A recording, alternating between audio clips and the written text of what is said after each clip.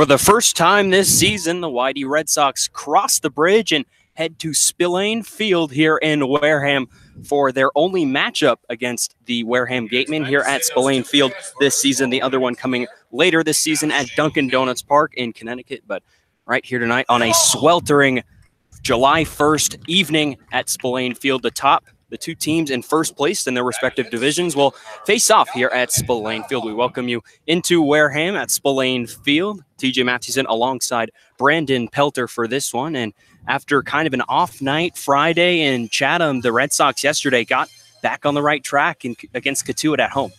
And for the Red Sox, a good showing there, a great pitching performance combined. Jensen Elliott going 5 innings strong, 5 hits, but just 1 run allowed in the winning effort. And the YD offense got back on track after a bit of an off night against the Chatham Anglers. Against Chatham, only 5 hits, but then just last night, tallying 11 hits, only leaving 5 runners on base. And a week ago this time, the Gateman and Red Sox squared off at Red Wilson Field for a doubleheader, the second doubleheader of this season. The two teams split that one. Wareham taking game 1 by a score of 10-4, and YD taking game 2 by a score of 4-3. Game number 3 of this 4-game series this season between the Red Sox and the Gatemen taking place here at Spillane Field. The Gatemen take the field, and here is the lineup that will face them. Leading off, the shortstop, David Hamilton, in his second game as a Red Sox. Batting second, the designated hitter, Noah Campbell. Batting third, the red-hot first baseman, Andrew Dashbach. Cleaning up for YD today in left field, Quinn Cotton, after getting the start off yesterday, did appear in a pitch-hitting appearance yesterday. Batting fifth in right field, Reese Albert. Batting sixth in center field, Johnny DeLuca. Batting seventh at third base, Nick Quintana. At second base, Christian Koss bats eighth. And rounding out the 9, the catcher, Beto Freesia will round out the 9 for the Red Sox. On the mound for the Gatemans is Cade Cavalli. We saw him in the start in the second game against YD on Sunday.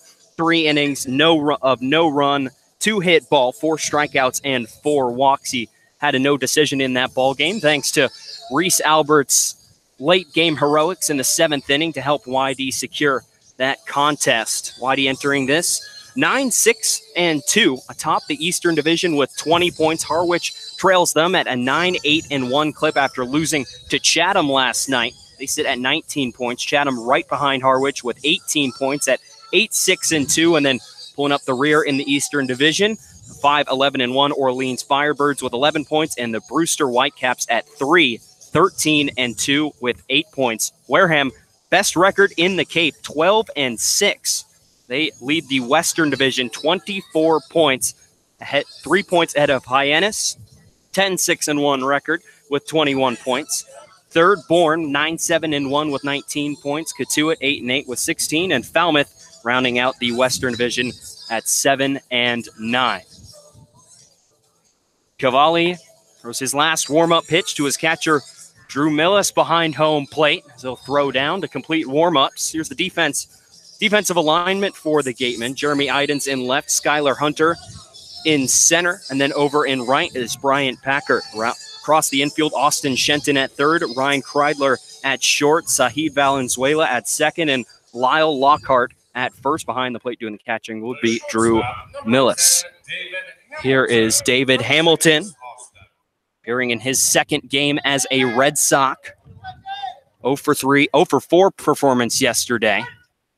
YD's 4-1 win against the Cotuit Cavaliers. Here's the first pitch from Millis. That one is skied out into center field. Skylar Hunter settles under it and squeezes it on the first pitch. David Hamilton flies out to center field for out number 1, and that will bring up Noah Campbell. An odd construction of this ballpark. 330 down the right field line, 315 down to left, but jets out to 412 in straightaway center field. A lot of space to roam out there. Yeah, and even deeper out in left center field. A little bit farther than that 412 marker out in dead center field. Here's Noah Campbell.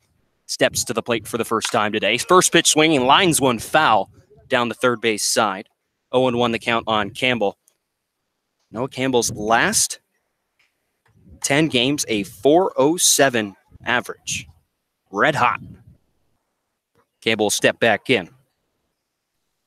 Winds the next pitch from Cavalli over on the outside corner for a strike. Quickly, no balls and 2 strikes, the count on Campbell. For YD coming out with the aggressive bats, that's what's worked a lot as of late, swinging in those early counts when you get served up with a good pitch.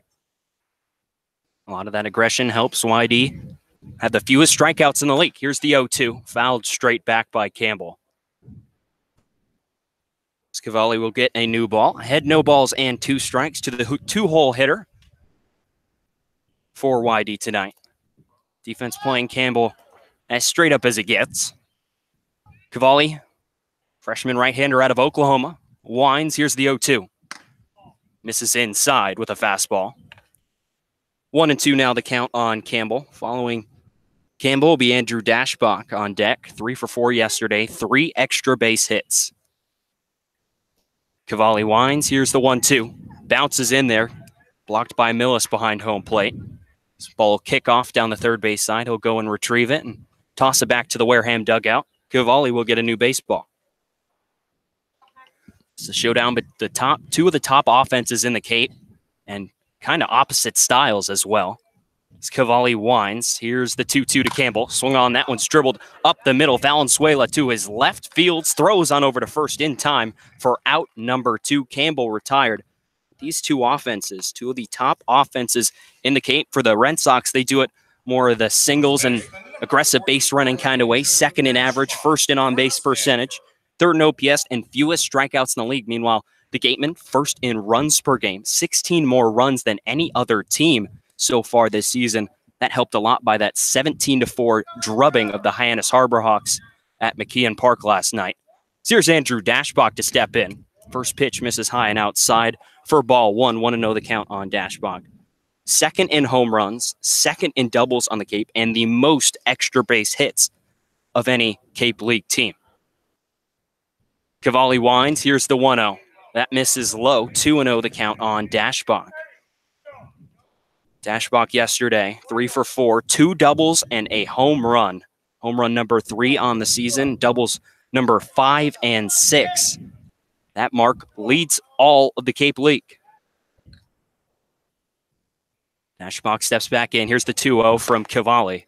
That misses outside again. 3-0 the count on Dashbach. And the kind of power he showed off, wouldn't be a surprise to see him get the 3-0 green light right here. 3-0 the count on Dashbach. Cavalli nods his head at Millis behind home plate. Here's the pitch. Swung on and popped up sky high in foul territory in shallow left field. In comes the left fielder, Jeremy Idens, going towards the foul line, and he's there to make the catch for out number 3. Whitey set down 1, 2, 3 in the top of the first inning. We head to the bottom half of the frame. Gateman coming to bat, no score here at Spillane Field. You're listening to YD Red Sox Baseball on the Cape Cod Baseball League Network.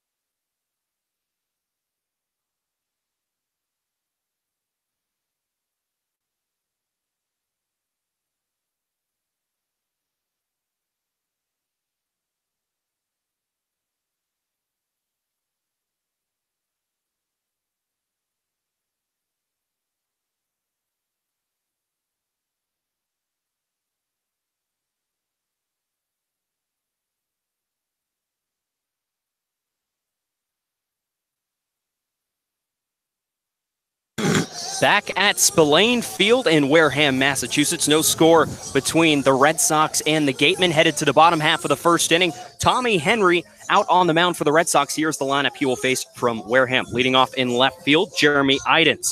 Batting second, the second baseman, Zahid Valenzuela. Batting third, the Cape League leader in batting average, Austin Shenton.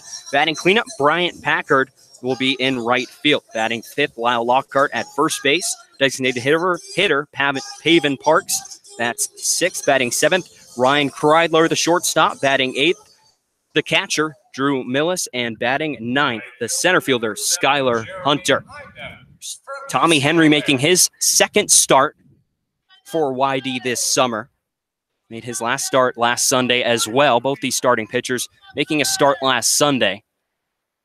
The tall lefty will wind and fire home the first pitch to Idens. Swings right over the top of an off-speed pitch for strike 1. Henry started that second game. 4 innings, 1 run, 2 hits, 3 strikeouts, and a walk. Henry stares in at Vito Freesia behind home plate. He winds. Here's the 0-1 pitch. That'll miss outside. 1-1. The count on Idens. Defense behind Henry from left to right. Quinn Cotton, Johnny DeLuca, and Reese Albert. And then across the infield, Nick Quintana at third. David Hamilton at short. Christian Koss at second. Andrew Dashbach at first. This next pitch on the way from Henry misses low. 2-1.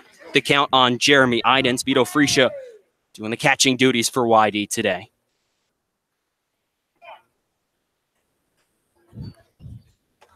Henry stares back in at Vito Freesia behind in the count. 2 balls and a strike. Next pitch on the way. Blows a fastball right by Idens. A swing and a miss. And that'll even up the count at 2 balls and 2 strikes. Very hot, muggy day here at Spillane Field. Temperature at first pitch, right at 90 degrees. Feels like it's even hotter than that with the humidity. This pitch from Henry misses low. Full count now full on Jeremy Idens. 3 balls and 2 strikes. There's been some hot days on the Cape so far, but this takes the crown as the hottest so far here to finish up week 3 of the Cape League season. Henry winds. Here's the payoff pitch. That'll miss low for ball 4. Freesia held it there for just a second, trying to get the call and could not. And the leadoff base runner for Wareham is on. Only 1 walk in Henry's last start, his only start of the season here with the Red Sox, something that he can't start to get into here. Here is Sahid Valenzuela as he steps to the plate. Yesterday in Wareham's 17-4 win over Hyannis was 1 for 4 with a pair of RBIs. Right-hander will step into the batter's box to face Henry. Idens leads off of first. It's the wind of the first pitch from Henry. Swing and a miss by by Valenzuela. 0-1 the count on the 2-hole hitter for the Gateman today. Pair of doubles to go along with that 310 average for Valenzuela. A home run and 5 RBIs. Just 8 games. Henry looks over at Idens at first. Kicks. Here's the 0-1. That'll miss low. Ball and a strike. The count on Valenzuela.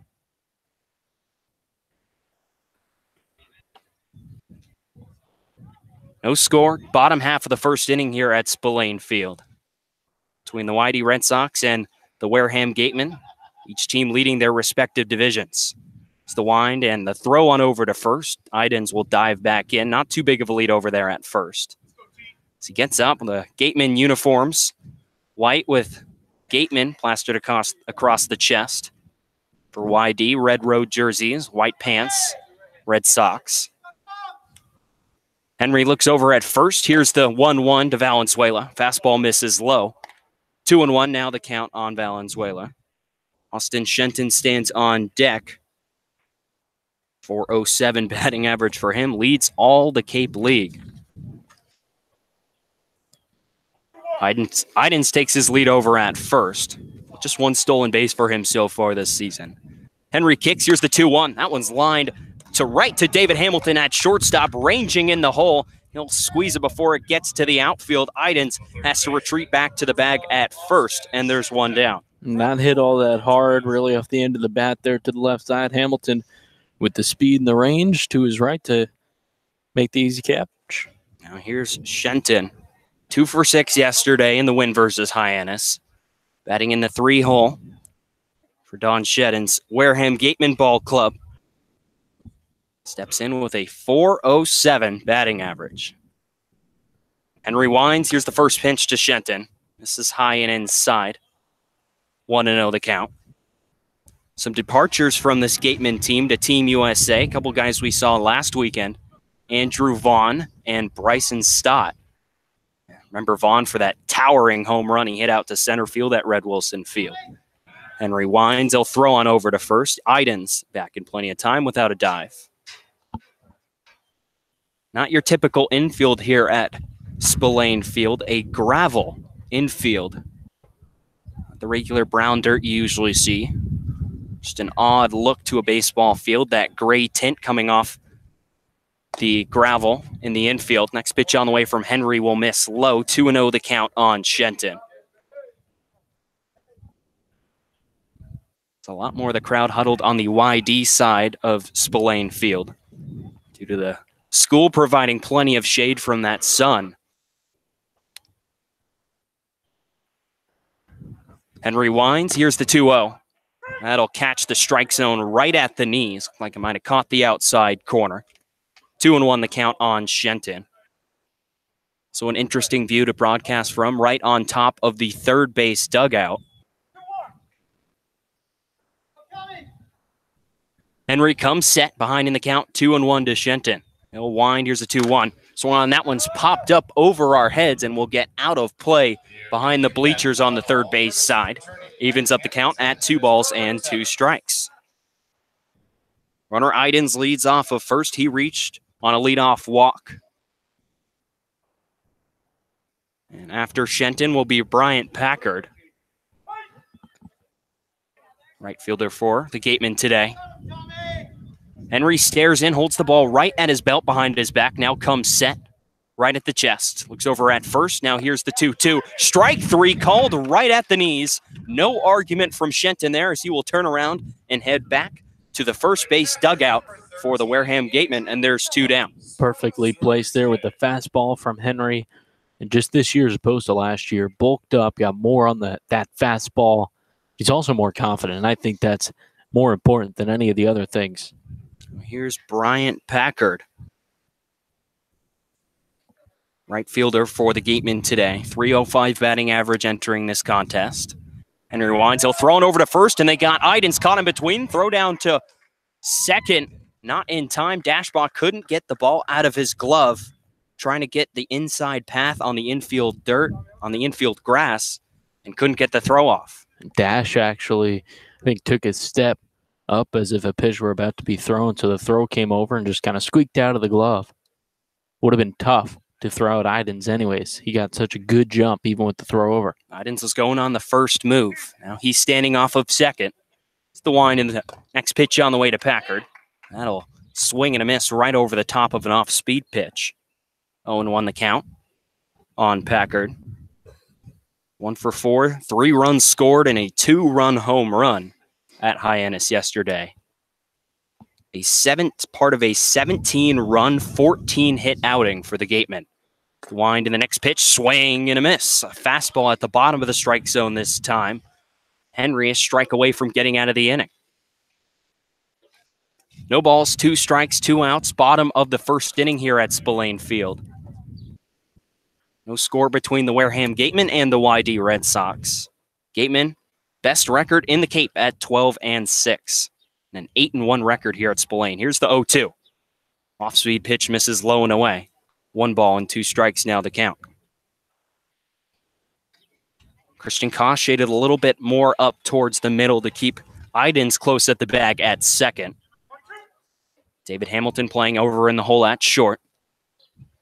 Now Henry comes set, looks back at Idens at second. It's the 1-2 offering on the way. Off-speed pitch misses just low and outside. Freesia held it there for a second, didn't get the call. And it's now 2-2. And an 8-1 record here at Spillane Field for the Gatemen. They home cooking all right. And a 4-5 record away from this ballpark. Henry comes set again. Here's the 2-2 offering. Swung on and dribbled out to the left side of the infield. Hamilton tries to backhand it off the heel of his glove. He can't control it. Throws over to try and get Idens going to third. It's not in time. Reaching over at first is Bryant Packard, and the inning will continue. And that ball all the way in the hole there, I think David Hamilton's smart to hold on to that one. Certainly didn't have a throw to get Millis at first base. So an infield single. We'll have the Gatemen now runners on at first and third, 2 outs. That'll bring up Lyle Lockhart, the first baseman.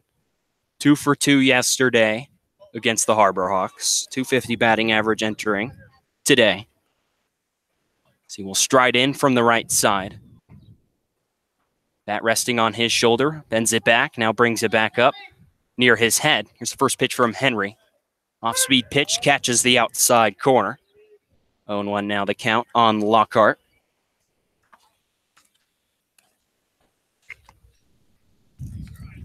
Runners on the corners for the Gatemen, bottom of the first inning. No score at Spillane Field between the Red Sox and the Gatemen.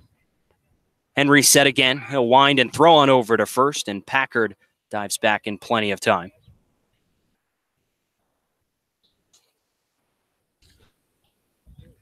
Game number 18 on the season for the Red Sox. Game number 19 for the Gatemen. Henry comes set again. He'll kick. Here's the next pitch on the way. Fouled straight back. The count now 0 balls and 2 strikes. Again, a strike away from getting out of it for Henry. Already 1 strikeout in the frame. Caught Austin Shenton looking. Hayden stands at third with a leadoff walk to start the first. And Packard, just the last batter, reached on an infield single.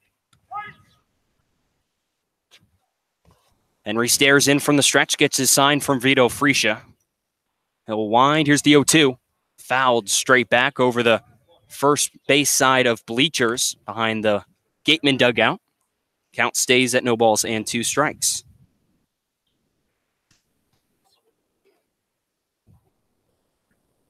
Lockhart with a home run in the 4th inning of the first game a week ago.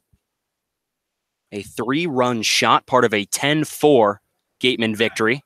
And rewinds and throws on over to first again. Packard back in plenty of time.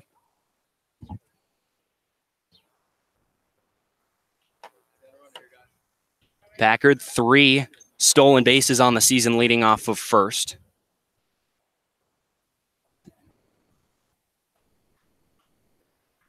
Henry comes set again. He'll wind. Here's the 0-2. Strike 3 called right at the knees. Look of frustration from Lyle Lockhart, but still have a couple words with the home plate umpire, but that won't change the outcome here in the bottom of the first. No score between the Red Sox and the Gatemen as we head to the top of the 2nd inning from Spillane Field. You're listening to YD Red Sox Baseball on the Cape Cod Baseball League Network.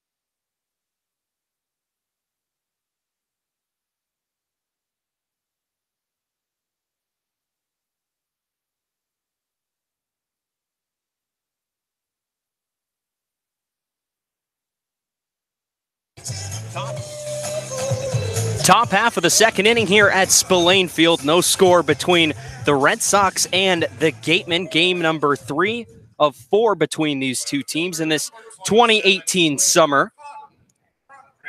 Quinn Cotton set to lead it off for the Red Sox. It'll be 4, 5, and 6 in the YD order after being retired 1-2-3 by Cade Cavalli in the first inning.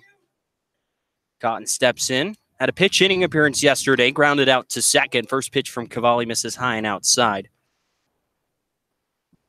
Came in to pitch hit in the 8th inning of last night's ball game. The windup. Here's the next pitch from Cavalli to Cotton. That'll catch the outside corner. 1-1 the count. .298 batting average entering the contest today. It's gone down quite a little bit over the past week. And struggling just a little bit at the plate. It's the next pitch on the way, high and inside. Cotton ducks out of the way. 2 balls and a strike, the count. Did have a bit of a scoring mistake. Isaac Collins is indeed out in right field for Wareham. Bryant Packard not in the ball game. Collins sliding in at the 8-hole in the Gateman lineup, and Millis, the catcher, and the cleanup spot. Next pitch misses inside to Cotton. 3 balls and 1 strike, the count on Quinn. Standing on deck is Reese Albert, another Red Sox who's just on fire at the plate. Cotton digs back in the right-handed batter's box. Here's the 3-1. Swung on that one is looped foul down the first base side and out of play. Beyond that batting cage, behind the first base side. We've seen more and more of these Red Sox hitters in 3-0, 3-1 counts, swinging the bats. It's the traits of an aggressive ball club. I can definitely assure you that this is one of them. It's the wind, the full count offering. Misses high for ball 4. Quinn Cotton works a walk to lead off the second inning. They're falling behind 3-0. Cavalli loses the leadoff man for YD, and that'll bring up Reese Albert.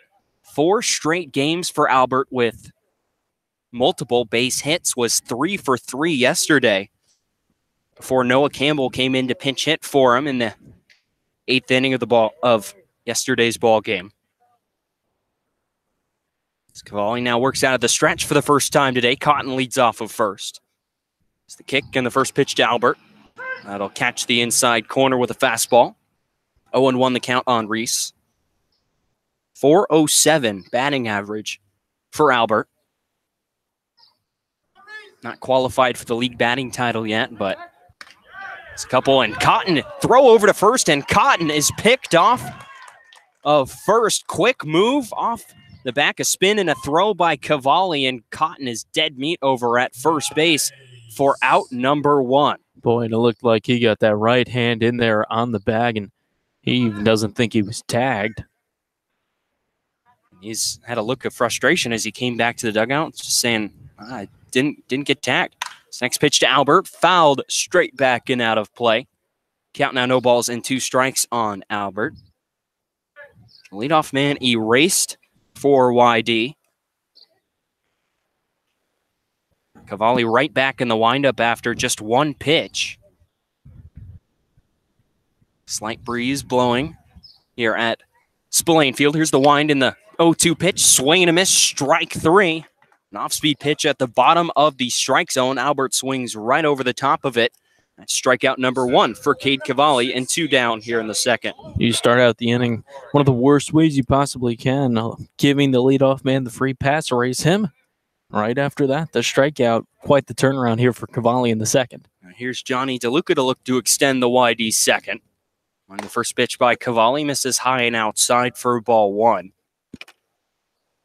DeLuca 1 for 4 yesterday, an RBI single. He steps back in.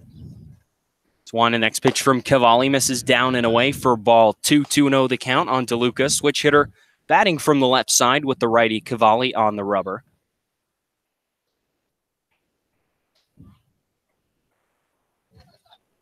Coy nods, gets the sign from Mills. Millis behind the plate. Next pitch on the way, misses inside. 3-0 the count on DeLuca. That pitch a little closer to the strike zone. Millis held it there on the inside corner for a second, but could not get the call. The windup, here's the 3-0. Catches the inside corner. DeLuca jumping out of the way a little bit, thinking that one was inside. Now 3 balls and a strike. It's one of those courtesy calls there on 3-0. Strike zone gets a little bit bigger. Lucas steps back in. Cavalli takes a deep breath out of the windup. Here's the 3-1. Swung on in line, right back up the middle, past a diving Kreidler at shortstop and into center field for a base hit to extend the second inning. Good piece of hitting there by Johnny DeLuca with a 3-1 count. The inning will continue, and Nick Quintana will step to the plate with a runner on and 2 outs. Served up something right over the heart of the plate there. Not hard for DeLuca to take care of that one. Hit it hard right back where it came from. Now here's Nick Quintana. Stride to the plate. 0 for 3 yesterday against the Kettleers. He'll stride in, batting 7th for Scott Pickler's club today. It's the line of the first pitch. Catches the strike zone at the knees. Cavalli right back in the stretch after picking Cotton. After Cotton reaching to lead off the inning. Picking him off, going in the stretch for Albert. Out of the windup for Albert. Now back in the stretch after DeLuca with a 2-out single. Still a throw over. DeLuca dives back in time. No tag by Lockhart over at first. He's got the sunglasses. Lockhart does. Cavalli throws on over. He's looking right into the sun trying to catch that ball. Sun setting behind the third base line here at Spillane. Right behind the school. Cavalli set. It's the next pitch to Quintana. Bounces in there. Blocked behind the plate by Millis. The count now even at 1-1 strike on Quintana. 0 for yesterday, but it's been looking a lot better here in week 3 of the season. Average slowly creeping up, getting in some better at-bats. One of the better YD hitters over the past 10 games. It's the wind in the next pitch. Fouled right in front of the YD dugout down the third base side, and the count now 1-2 strikes on Quintana. Should Quintana extend the inning, Christian Koss, the second baseman, stands on deck. 1-2 strikes, the count on Quintana. 2 outs, top of the second inning. No score between YD and Wareham. All he stares in at Millis. Nods, gets his sign. Gets set and throws on over to first. DeLuca back without a dive.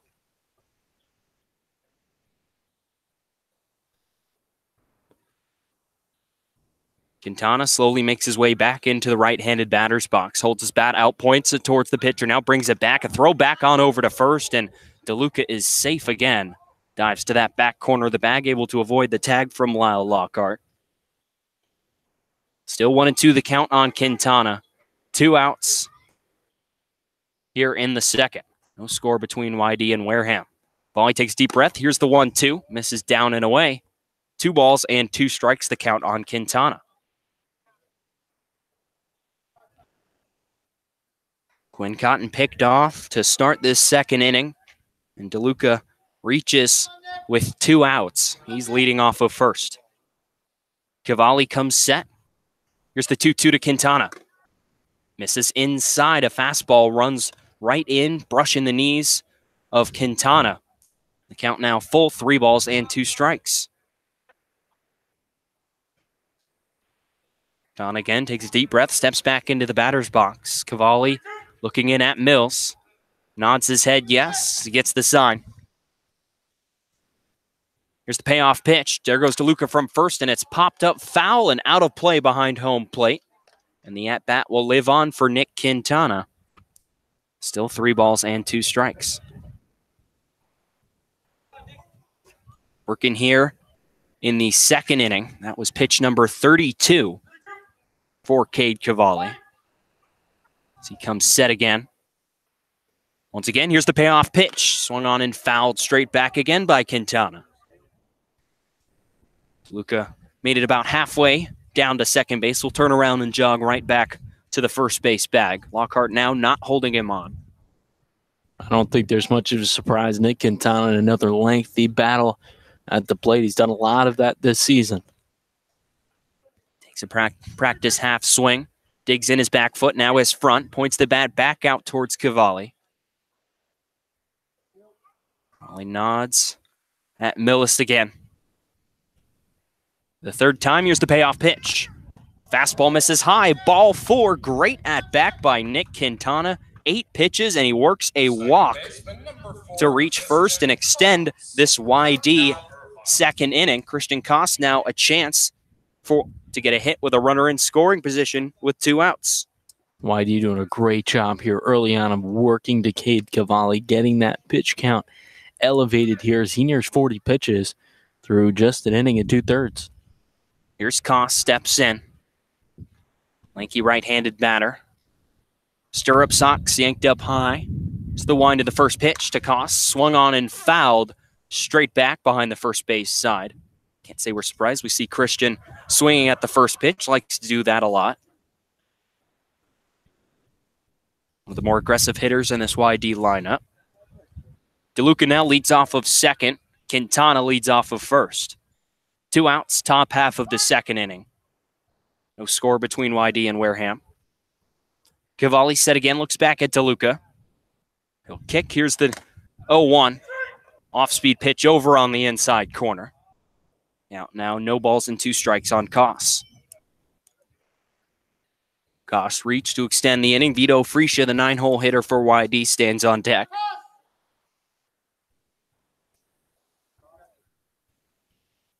Cavalli working with 2 runners on. So he'll step off and go through the signs again with Mills behind home plate. After going away 1-2-3 in the first inning, YD 3 base runners. Now 2 on with 2 out. Next pitch to Koss, fouled down the third base side into the YD dugout. Count will stay no balls and 2 strikes. Cotton led off the inning with a walk, was picked off. Reese Albert struck out. DeLuca with a 2-out single, and Quintana with a walk to follow him. Now Koss, chance to drive them in. No balls and 2 strikes to count on him. Here's the offering. Swing and a miss, strike 3. The pitch was down and in the dirt. Koss arguing that the ball would hit the ground and that it was scooped up by Mills behind home plate. Home plate umpire will wave his hands. Ball is dead. Looks like Koss actually able to get a piece of that as he spikes it into the dirt, and will also stay alive for another pitch. The initial call from the home plate umpire is that it was tipped and caught. He quickly appealed to the first base umpire, said, no, it did hit the ground, which from our vantage point, I think is the right call. And, a good job of the umpires by communicating, getting to a quick call before Wareham got off the field. So Koss, another chance. No balls and 2 strikes to count on him. Johnny DeLuca leading off of second. Quintana leading off of first with 2 outs here in the second. Cavalli gets his side again. Kicks. Here's the 0-2. Swung on. That one's dribbled to the right side of the infield. Valenzuela's there. Throws on over to first in time for out number 3. YD leaves 2 runners stranded here in the second. As we head to the bottom half of the second inning. No score between YD and Wareham here at Spillane Field. You're listening to Red Sox Baseball on the Cape Cod Baseball League Network.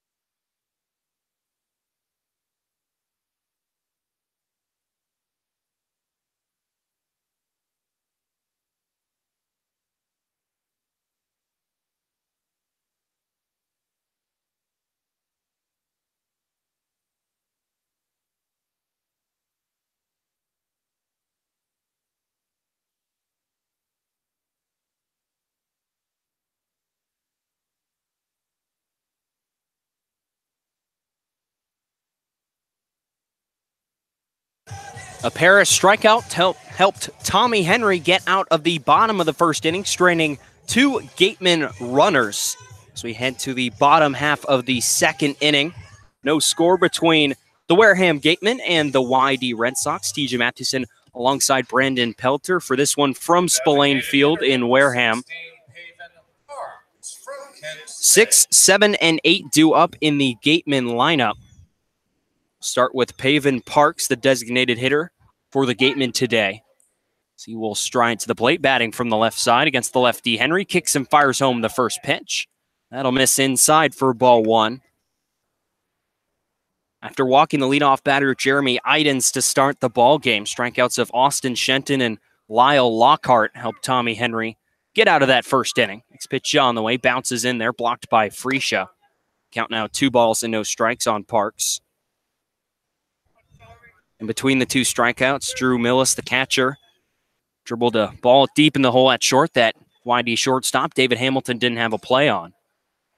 Henry takes a deep breath out of the windup. Here's the 2-0. Swung on, and that one's fouled down the third base side and slices out of play off the building right behind us.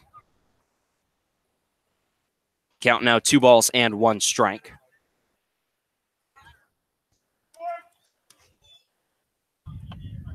Henry looks in at Freesia again. 2 balls and a strike, the count on Parks.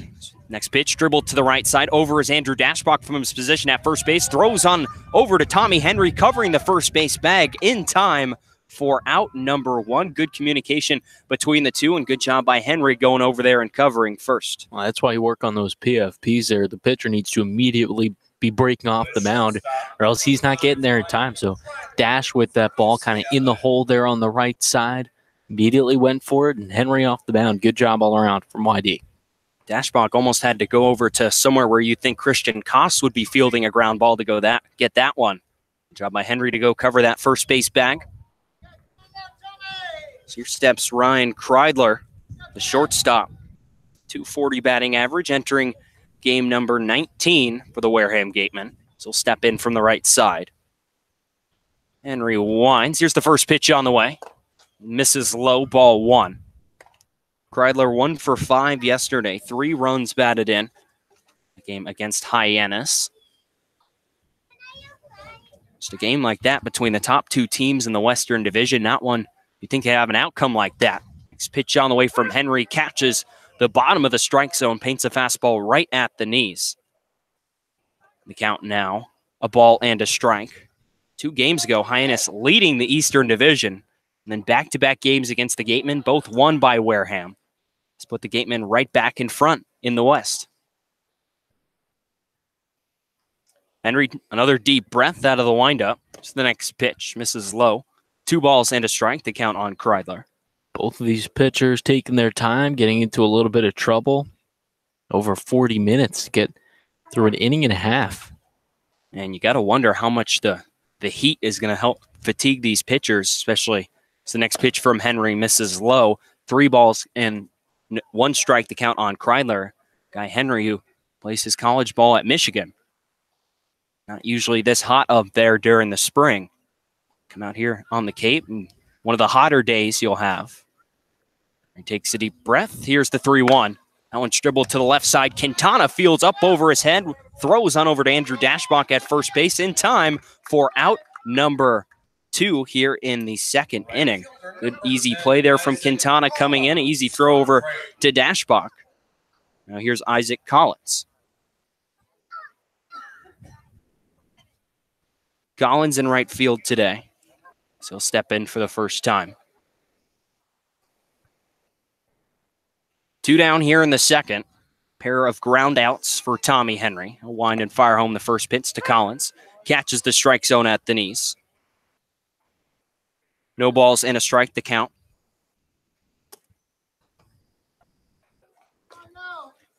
Five batters came up to the plate for Wareham in the first inning. So far, 2 outs. 2 batters for 2 outs for Henry here in the second. Next pitch on the way, catches the outside corner. No balls and 2 strikes to count on Kreidler. Strike from a 1-2-3 second inning. So Henry will stretch his hands above his head, bring him back down to his chest. Stares into Vito Freesia behind the plate, shakes off a couple signs. As time is called from the home plate umpire, Collins will step out and scrape some dirt across the batter's box, and everyone will reset. No score from Spillane Field between the Red Sox and the Gatemen. 0-2 pitch, swing and a miss, strike 3 Henry picks up his third strikeout of the afternoon, his first swinging to end the second inning. No score still here at Spillane Field between the Red Sox and the Gatemen. We head to the top half of the third inning. YD and Wareham all scoreless. You're listening to Red Sox Baseball on the Cape Cod Baseball League Network.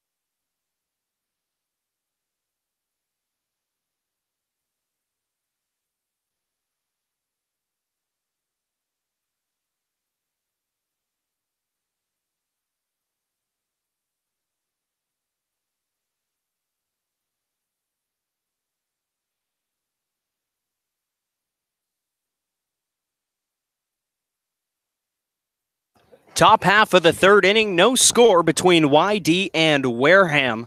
9-1-2 due up in the YD order here at a hot, muggy Spillane Field here in Wareham, Massachusetts. Vito Freesia, David Hamilton, and Noah Campbell due up for the Red Sox. Freesia striding to the plate, getting his first at-bat since June 26th. At home against Orleans, a 10-4 victory. Cavalli out of the windup for the first pitch of this third inning. Catches the strike zone right at the knees for strike one. 0-1 the count on Freesia. .333 batting average in 12 games so far this season. Walked twice, struck out 4 times. This next pitch from Cavalli bounces in there. Willis backhands it from behind home plate and gets a new ball. Family in town for Vito, mom and dad.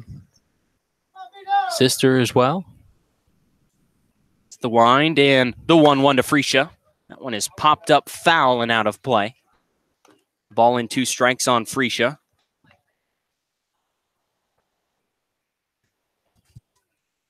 David Hamilton stands on deck. Lineup would turn back over when he strides to the plate. It's the 1-2 to Freesia. Misses high. 2 balls and 2 strikes on the Hofstra product.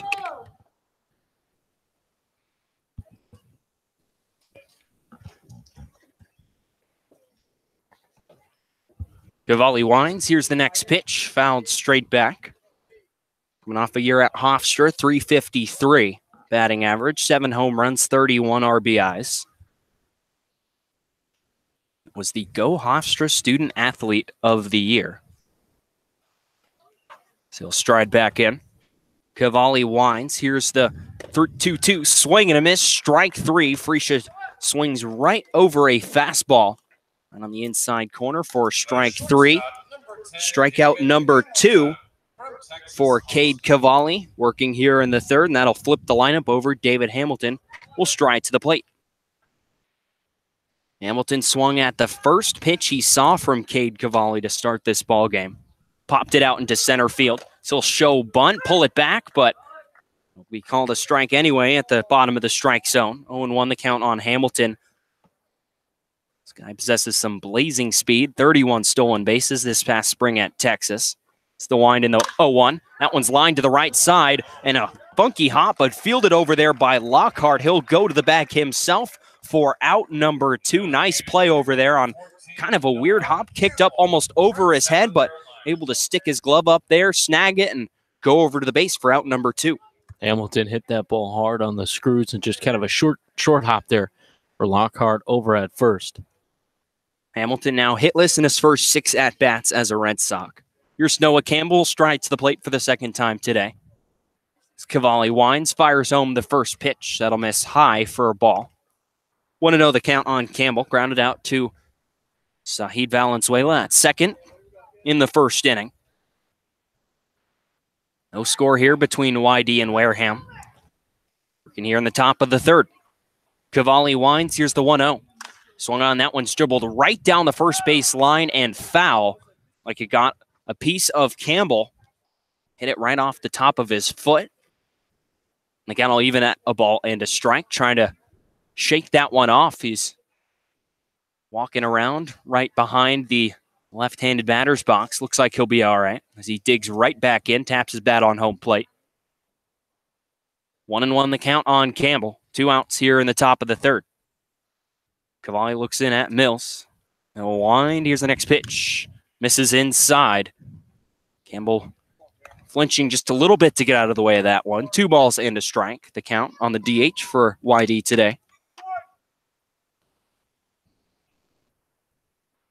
The wind, the next pitch from Cavalli. Misses high and away. 3 balls and 1 strike on Campbell. This is a guy, when he gets on the base paths, he can really fly. The guy you want hitting in front of Andrew Dashbach, who sits on deck. Cavalli winds. Here's the 3-1. Swan chopped right off the plate and foul. Now twice in this at bat, Campbell's caught a piece of himself on a foul ball. Winces just a little bit in pain as he walks about 5 feet towards the Gateman dugout. Does a 180, comes right back to home plate. Trying to work that one off. 3 balls and 2 strikes, the count on Campbell. 2 outs, top of the third. No score between YD and Wareham. Cavalli winds. Here's the payoff pitch. Swing and a miss. Strike 3. Strikeout number 3 in the game and number 2 here in this third inning as the Red Sox are set down in order by Cade Cavalli, who has thrown 3 scoreless innings for the Gatemen. We head to the bottom half of the third inning between YD and Wareham. No score from Spillane Field. You're listening to YD Red Sox Baseball on the Cape Cod Baseball League Network.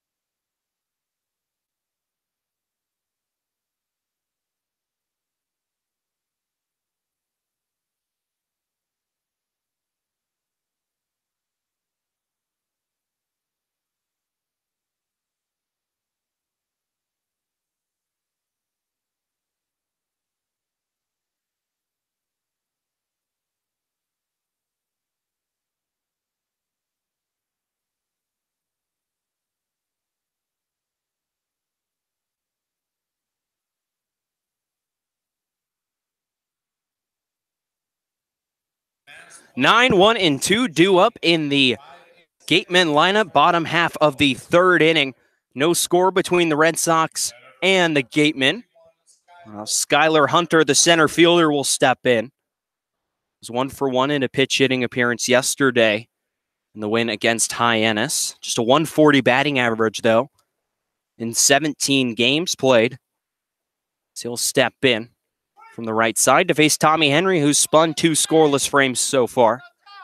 He'll wind in the first pitch of this bottom of the third. Will miss high and away for ball 1 to Hunter. Following Hunter, it will be Jeremy Idens. The leadoff man stands on deck, and then Zahid Valenzuela will follow him. 9, 1, and 2 in the Gateman order. Here's the next pitch from Henry. Catches the outside corner. 1 ball and 1 strike. After a 5, Gateman came to the plate in the first inning. Henry able to weave out of some trouble with 2 on and 2 out. 2 strikeouts. Worked a 1-2-3 third. 1-2-3 second inning, excuse me.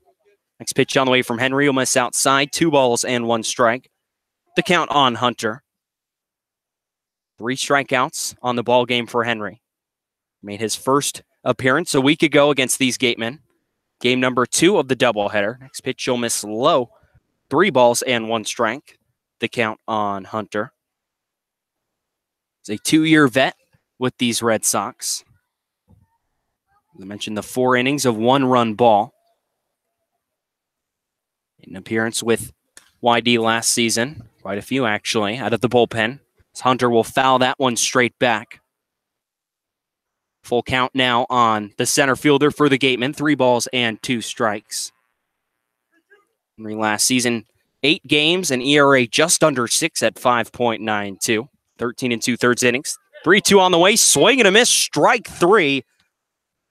That is strikeout number 4 on the evening for Tommy Henry. And the lineup will flip over for the Gateman. Jeremy Idens. UCLA will stride to the plate. Walk to lead off the ball game against Henry. His only free pass allowed so far. Idens, one of the draft-eligible sophomores in this Gateman lineup. Henry will step off and go back over, scratch some dirt over the rubber. 99th overall pick by the Diamondbacks. The MLB draft happened just 3 weeks ago. First pitch on the way to Idens, misses outside in the 33rd round. But playing here on the Cape, 326 average in 11 games so far. His 3 doubles tied for the team lead. The next pitch on the way from Henry, catches the knees right down the middle. 1 ball and 1 strike to count. Off a season at UCLA, 53 games, a .350 batting average, and 217 at-bats. So on the next pitch from Henry, fastball misses inside, 2 balls and 1 strike. 17 doubles, 5 triples, 6 home runs, 38 runs batted in. 13 stolen bases to his name as well. Henry behind, 2 balls and 1 strike to Idens. Out of the windup, the lefty deals. Swing and a miss. A ball pops out of the glove of Freesia and trickles behind home plate. 2 balls and 2 strikes, the count now on Idens. Following him, Sahid Valenzuela on deck. And should one of these guys reach, Austin Shenton, bringing out on the base paths, might get a chance to hit here in the 3rd. Henry winds. Here's the 2-2. Ball misses just low below the knees. Might have been a hair outside as well. Freesia tried to hold it right there at the knees, but the home plate umpire would not give him the call. Idens has worked the count full as Henry will toss the rosin bag behind the mound, step back on the rubber. 3-2 the count on Idens. Henry stares in out of the windup. Here's the payoff pitch. Misses low and inside. Ball 4. Idens for the 2nd time in 2 plate appearances. Reaches first on a free pass. The 2nd walk allowed by Tommy Henry this afternoon. And that'll bring up Sahid Valenzuela. For Henry there, and they have that at bat just missing with those last 2 pitches. But I think more of that veteran presence, a more mature Tommy Henry out on the mound as opposed to what we saw last year, taking his time, being deliberate in his delivery. Idens works off of first now. An average lead over there. Dashbox staring into the sun, holding him on. First pitch on the way to Valenzuela, over for a strike. Mentioned just missing at the knees, maybe on the inside corner that last couple of pitches to Idens, but just could not get the call. He's now turns around, works in the stretch with Idens leading off of first. And reset. Looks over at Idens and will throw on over. Idens back without a dive. It's the same setup at Red Wilson Field, but the sun setting behind the 3rd base line right now. For our view, it's dipped behind Wareham High School, which is right behind us. This field, Spillane Field on the Wareham High School campus. Line in the next pitch, over for a strike. Quickly, no balls and 2 strikes to count on Valenzuela. But when throwing on over to first, Andrew Dashbach, when he's going to catch that ball from Tommy Henry, is staring right into the sun.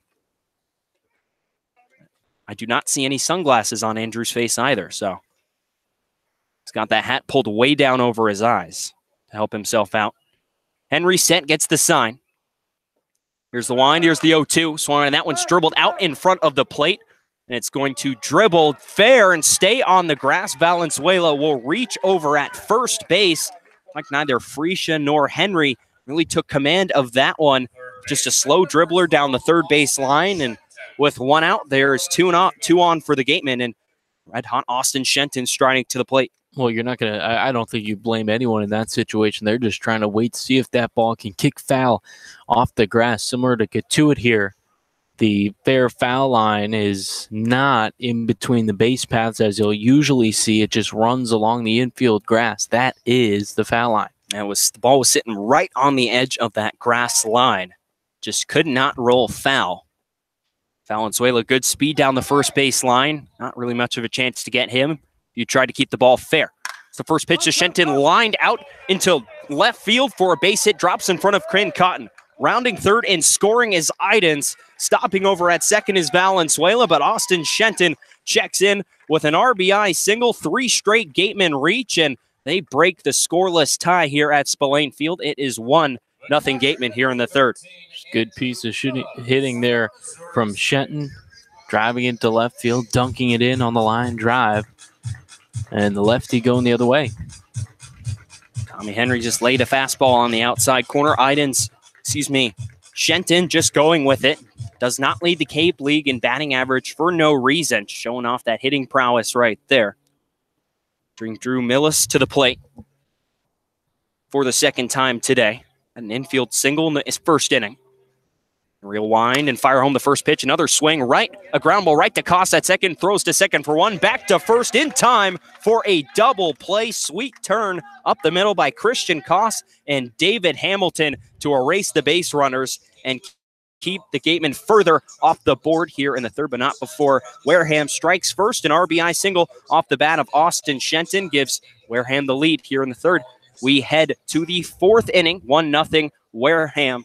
You're listening to YD Red Sox Baseball on the Cape Cod Baseball League Network.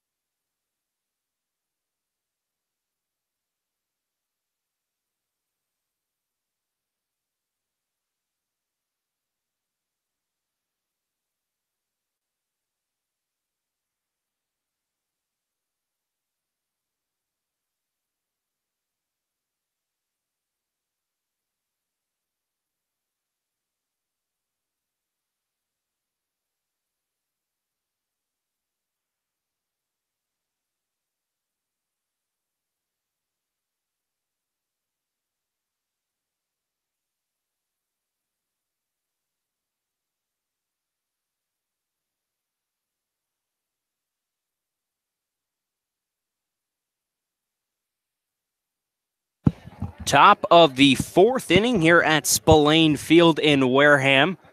YD trailing the Gateman by a score of 1-0. An RBI single off the bat of Austin Shenton back in the bottom of the third.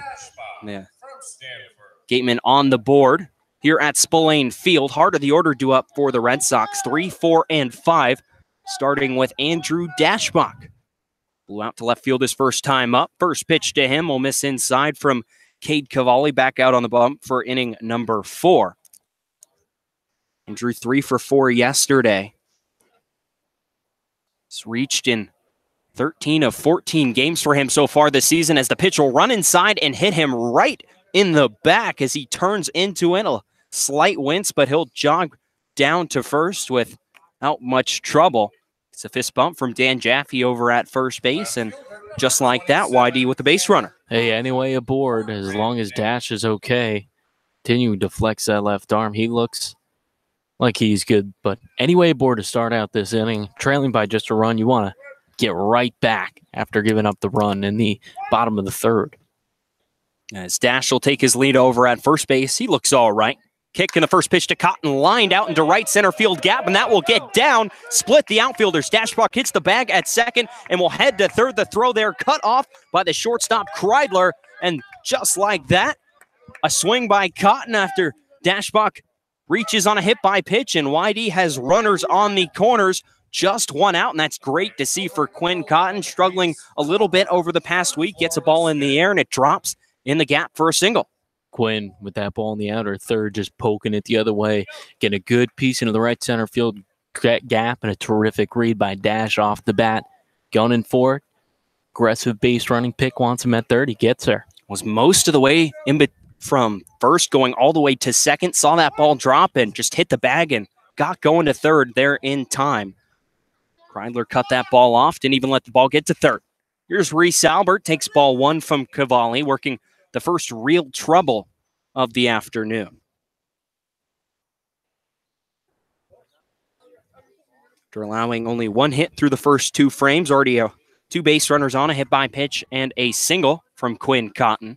Runners on the corners, no out for YD. It's the kick in, a look to third and a look to first. It's that first to third pickoff move, but no throw. Dashbach not too big of a lead leading off of third. Off third base, much more about that secondary lead than the initial lead. He's standing about 3 or 4 feet off the third base bag. A throw on over to first. Cotton back with a dive. Was picked off back in the second inning. Bit of a controversial call. Didn't think he got tagged, but here he is back over at first base. So on the next pitch from Cavalli. That one is chopped to the right side. Takes a bounce on Valenzuela. He has no play. Cotton safe at second. Albert hustling down the line. Safe at first. And a run in for the Red Sox. Just like that, they tie it at 1. That a high 2 chopper over there to the second baseman, Valenzuela. And initially, Cavalli screaming 2 ball there off the bat, but he kind of got it on that in-between hop, and it came up and got him in the belt. We'll see what the official score will rule that one. Might be an error on Valenzuela at second base. Now, still 2 runners on for the Red Sox and a run in here in the 4th. Dashbach coming in to score after reaching on the leadoff hit by pitch. Here's Johnny DeLuca. He looks back at second. It's the first pitch. That'll miss outside for ball 1. DeLuca scorched a single back in the second inning. Would get to second, but stay right there. Christian Koss grounded out to end that inning. Batting from the left side again against Cavalli. The first 3 runners reach here in the 4th, and a run in for the Red Sox. They tie this game as at 1. Pitch on the way to DeLuca, catches the inside corner for a strike. Austin Shenton putting the Gateman on the board in the bottom half of the 3rd inning with an RBI single. Whitey coming right back and responding with a run of their own. Cavalli set. It's the wind in the next pitch. DeLuca shows bunt, bounce it right in front of home plate. Fumbled by Mills to throw. He can't get DeLuca hustling down that first base line, and everyone is safe. DeLuca bunts that one right in front of home plate. Mills behind home plate, fields it, bobbles it, and as soon as he bobbles it, doesn't matter if it goes into foul territory, it's a fair ball. Trying to be aggressive on that ball, just couldn't get the handle. Too much speed going down that first base line. And Johnny DeLuca, now the base is loaded for the Red Sox and no one out. There's the catcher. You're trying to grab that as quick as you can to make that play at first, but also the second you touched, if that's in foul ground, that's a foul ball. It wasn't there. So 2 errors, 2 straight errors by this Wareham defense allows the Red Sox to keep things going, load up the bases. 2 straight errors and 4 straight base runners reach against Cade Cavalli here in the 4th. Now here's Nick Quintana. Here's the kick and the first pitch. Swing and a foul straight back. Quintana up there hacking at a first pitch fastball from Cavalli.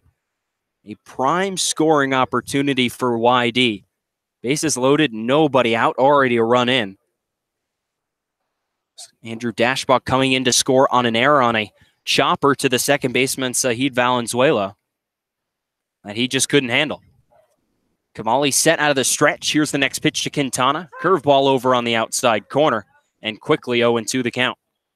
Quintana now back to protection mode. We saw him with 2 strikes in his first at-bat as well and was able to work the walk. Points the man out towards the pitcher. Cavalli now brings it right back. Rests it on his shoulder. As Cavalli gets his sign and comes set. Runners from every base. Here's the next pitch. Swing and a foul straight back by Quintana out in front of that one. The count will stay no balls and 2 strikes. Cotton leads off of third. Albert leads off of second, and Johnny DeLuca just reaching on an error from Drew Millis behind home plate. He stands over at first. Nobody out here in the 4th. 1-1 the score between YD and Wareham. Both teams leading their respective divisions. Quintana will step back in. Cavalli trying to get out number 1 here in the 4th. Already a run in for YD.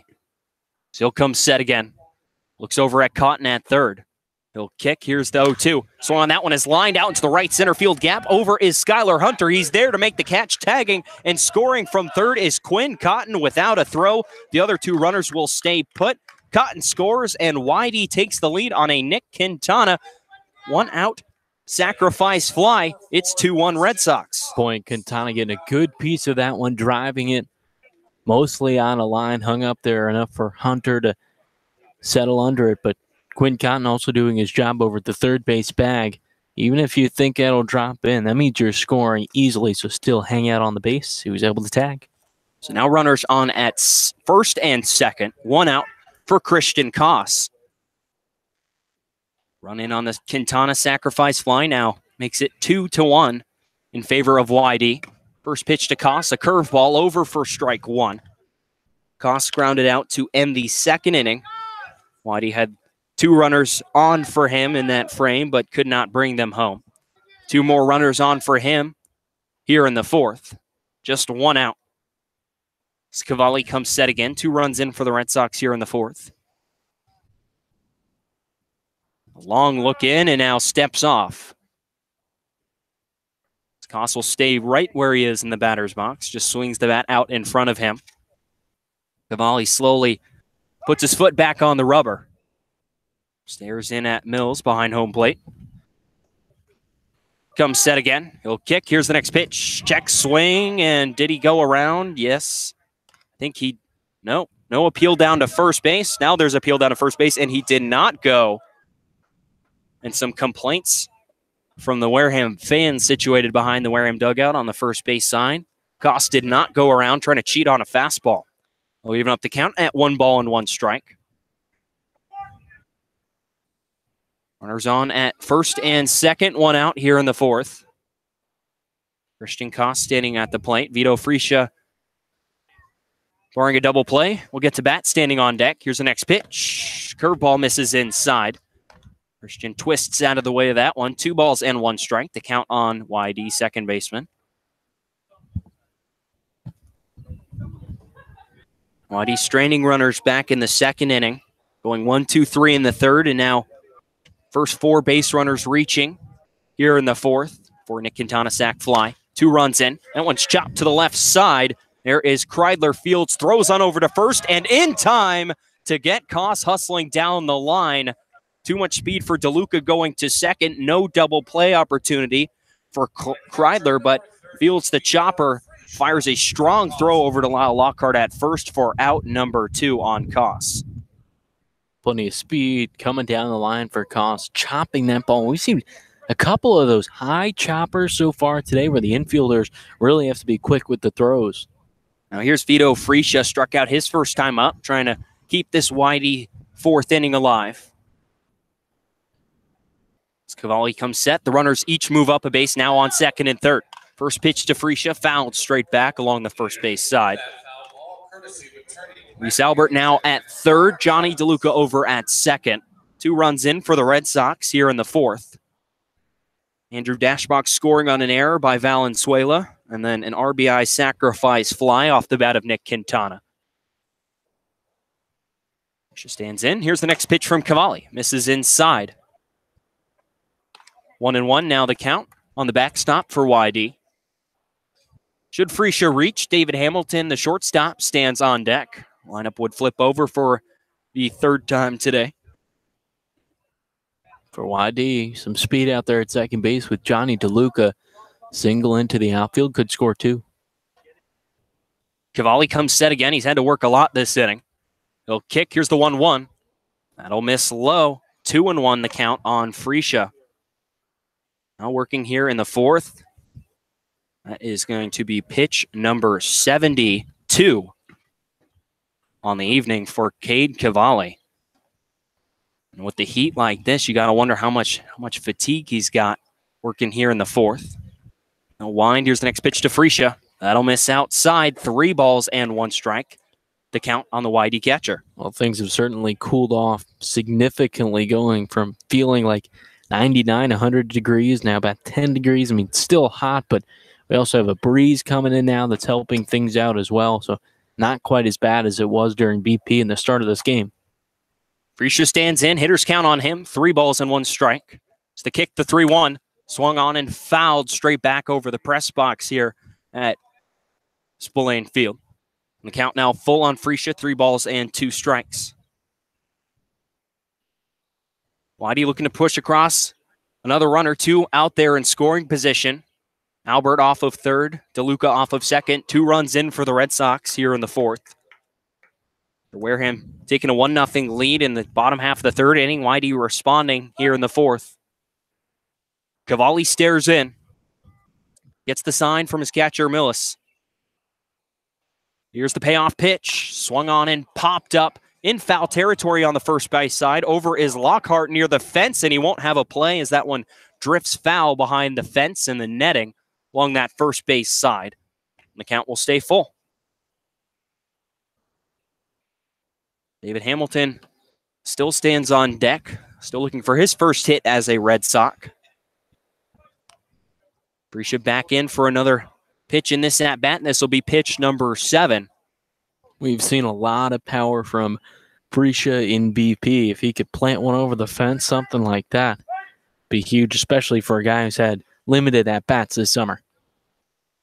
Cavalli comes set again. Here's the wind in the 3-2. Misses high for ball 4. Good at-bat by Vito Freesia. 7 pitches and a walk for the YD catcher.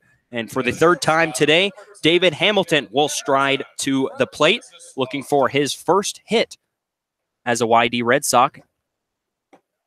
Gonna have a meeting on the mound now. Pitching coach out to the mound to discuss strategy. You can discuss as the catcher, Drew Millis, and pitching coach for Wareham out to have a discussion with Cavalli. Pitch count now sitting at 76 pitches, working here in the fourth.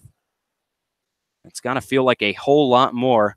Mentioned, Brandon, it cooled off quite a bit, but the pitcher's mound still basked in sunlight, making it quite a bit warmer than the shade we are sitting in right now. Especially wearing sleeves. Sleeves and long pants. So Cavalli now, bases loaded again. Albert off of third, DeLuca off of second. Freesia now leading off of first for David Hamilton. Looking to get his first hit and first big moment as a Red Sox. Bases loaded for him.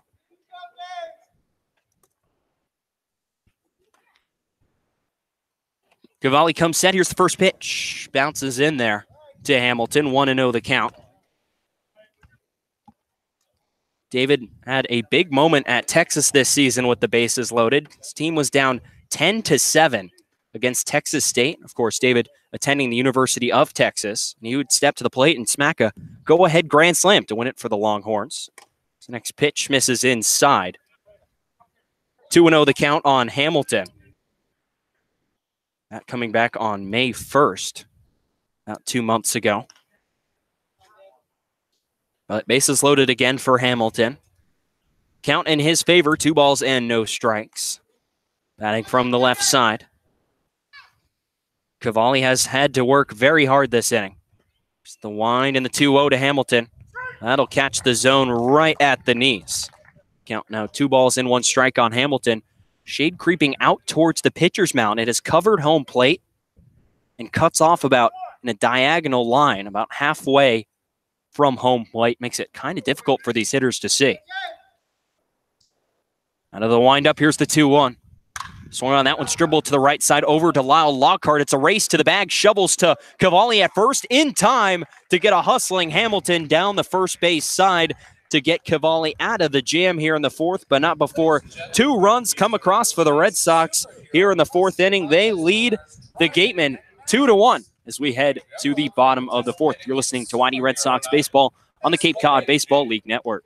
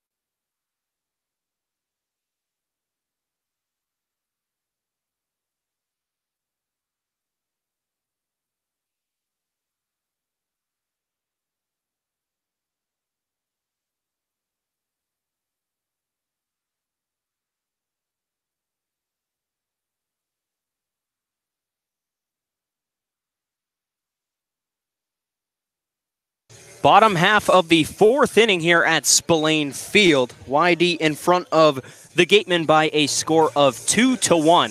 TJ Mathewson alongside Brandon Pelter here in Wareham. Bringing you this coverage of YD baseball. Tommy Henry back out on the mound for his 4th inning of work. Through just the 3 frames, just 1 run allowed on 3 base hits, a pair of walks, and 3 strikeouts. Here's Lyle Lockhart. Stride to the plate for the 2nd time today. Was the 2nd strikeout victim of the night for Henry back in the 1st inning. He struck out looking down that frame. Wind up, here's the first pitch from Henry. That'll catch the outside corner for strike 1.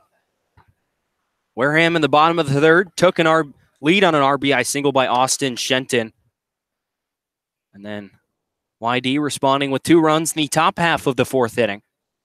In the bottom half of the 4th, Gateman looking to respond. First pitch line to the left side, in to left field for a base hit. Splits the middle infielders almost exactly between Hamilton and Quintana.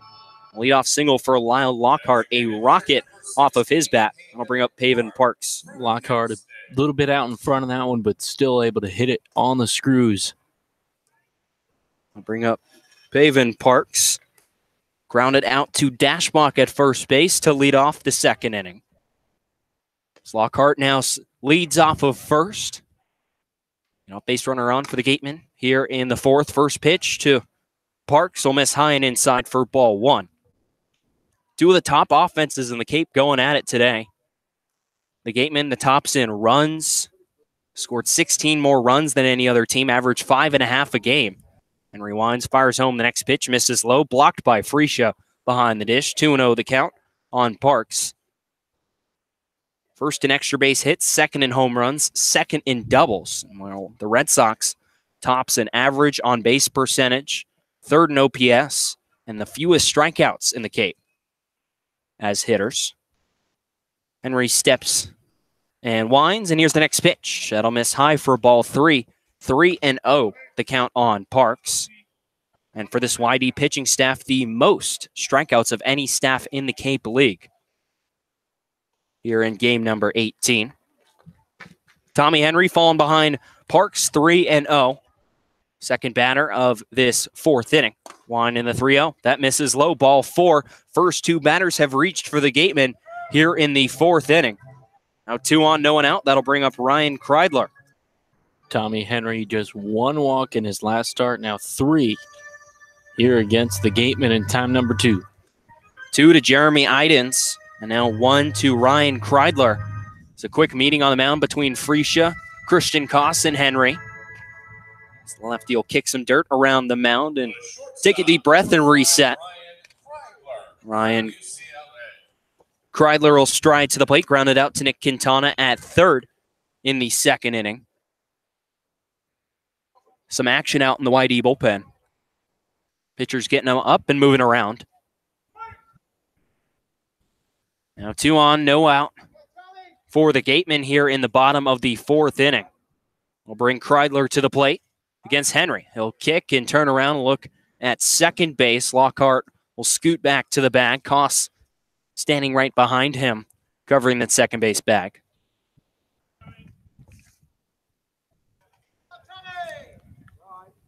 Tommy comes set again. Runners leading off of first and second. It's the first pitch on the way. Just misses a bit low and outside with an off-speed pitch. Trent Denholm now warming in the YD bullpen. Ready from UC Irvine.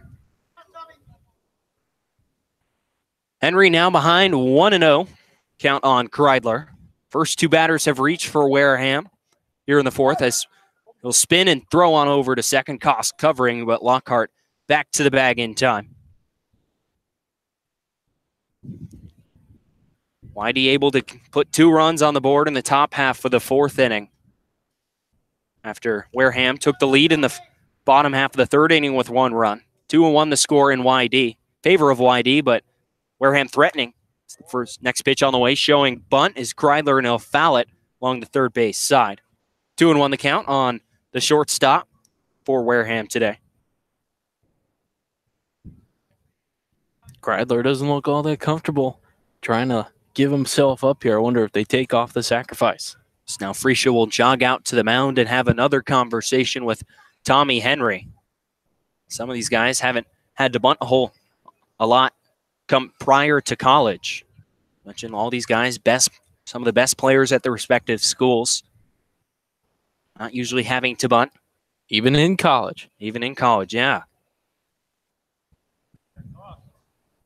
Freesia and Henry finish up their conversation. The backstop Freesia will jog back behind home plate. Enter his crouch again. Henry stares in to get his sign, holds the ball right behind his back. Lockhart leads off of second. And Parks leads off of first. Andrew Dashbach playing in on the grass, and so is Quintana as the next pitch bunted, foul straight back behind home plate. That one's fouled straight back, and with 2 strikes, we'll see if the bunt play will stay on. I would be shocked. I mean, Derek Kreidler just stabbing at that ball in the outer third, down below the knees.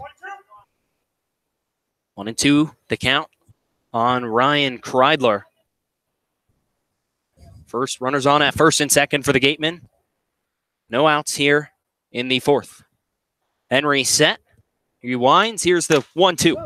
Hit to the left side, past Nick Quintana at third, into left field for a base hit, rounding third, and coming home to score is Lockhart. The throw from left field, not in time from Quinn Cotton.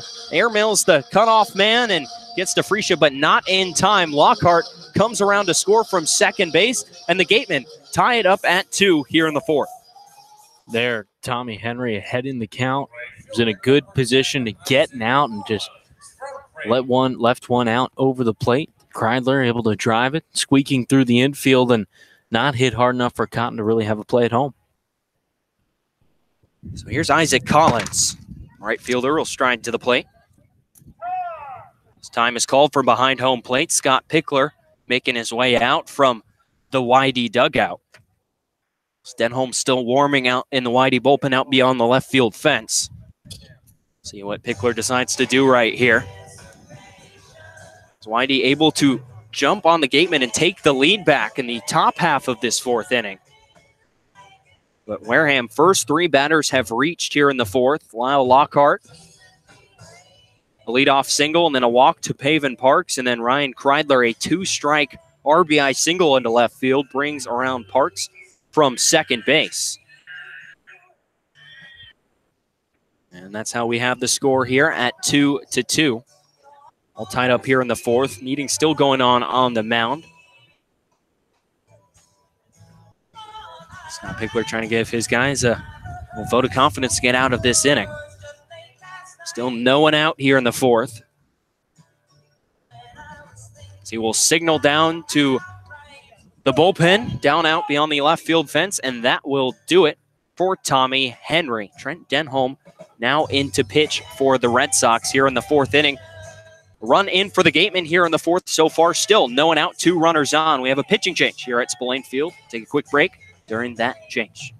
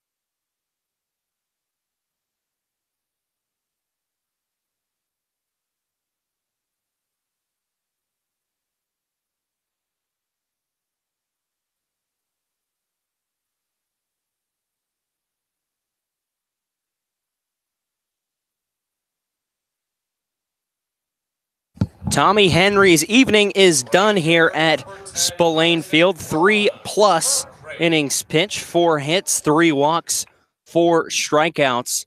He's allowed 2 runs so far and responsible for the 2 out on the base paths for the Gateman right now. Trent Denholm in to pitch for him. The bullpen so far 1-0 record in 2 games. He's not allowed to run as they'll throw back to second. Koss puts the tag down. It will be not in time. Koss is pointing to the bag like the runner did not make it back. Paven Parks did not make it back to the base. Well, he popped off the base. That's what happened. He popped off the base, and I don't know if the second base umpire wasn't looking or what, but he came off the bag. And the Koss did a great job holding the tag there on the runner. Koss pointing to a place right next to the base. Like, that's where he was. Now Pickler now out of the Whitey dugout, having a conversation with the second base umpire. Interesting. Trent Denholm, as I mentioned, now into the game. Just 4 1/3 inning pitch for YD so far. 7 strikeouts across just 3 walks. 1 hit allowed. Scott Pickler still having a conversation with the second base umpire. Like a pretty animated one. Well, doesn't look like he heard what he wanted to, but will make his way back to the third base dugout. Well, they're never going to change a call like that unless you have instant replay in action. But I don't know if the umpire wasn't watching the bag or what, but he popped off. And Koss there to point it out. Park still out there on second. Denholm's now out on the rubber for the Red Sox. A run in for the Gateman here in the fourth. Still 2 runners on, no one out. Batter at the plate. Still Isaac Collins will switch around and bat from the left side now. He's batting on the right side when Tommy Henry, the lefty, was on the mound. Now that the righty Denholm there, batting from the left side. Shows bunt. First pitch will miss low. So everyone crashing. Dashbach from first. Quintana from third, but the bunt was not laid down. Freesia will give out the signs from behind home plate.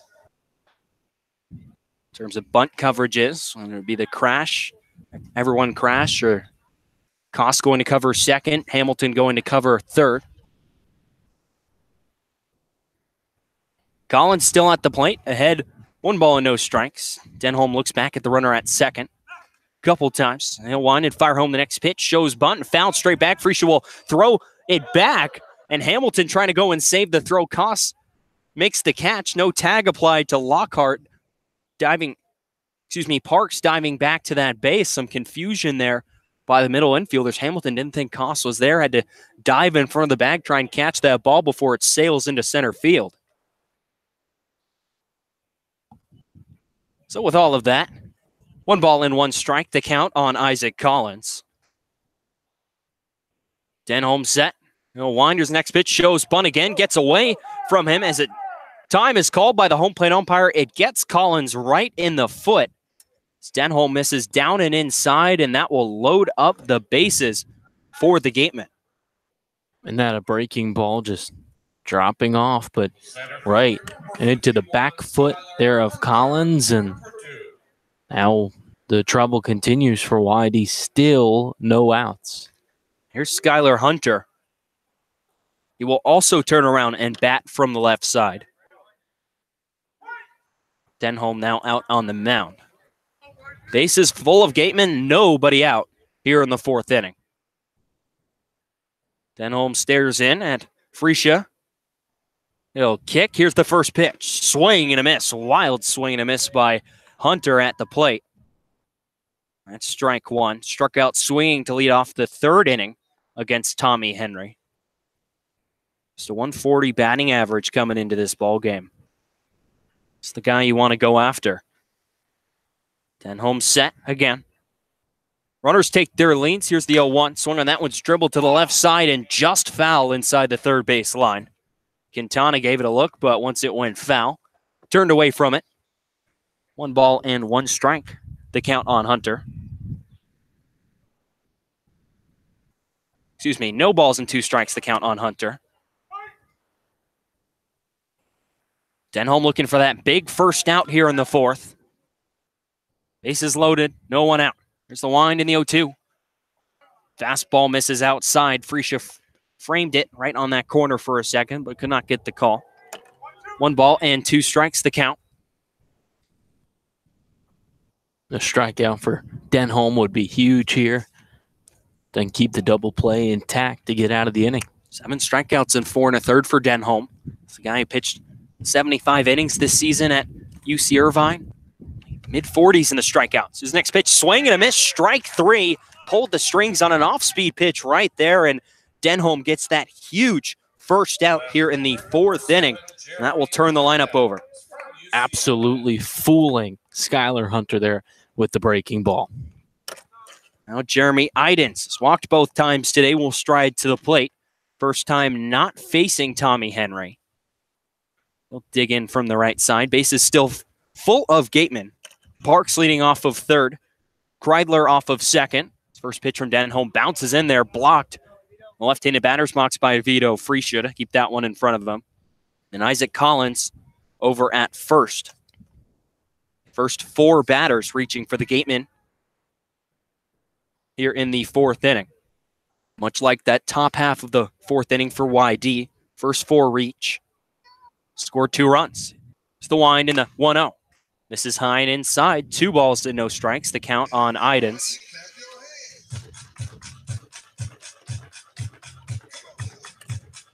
A run coming for the Gateman back in the bottom of the third inning. Whitey would respond with 2 in the top half of this fourth inning.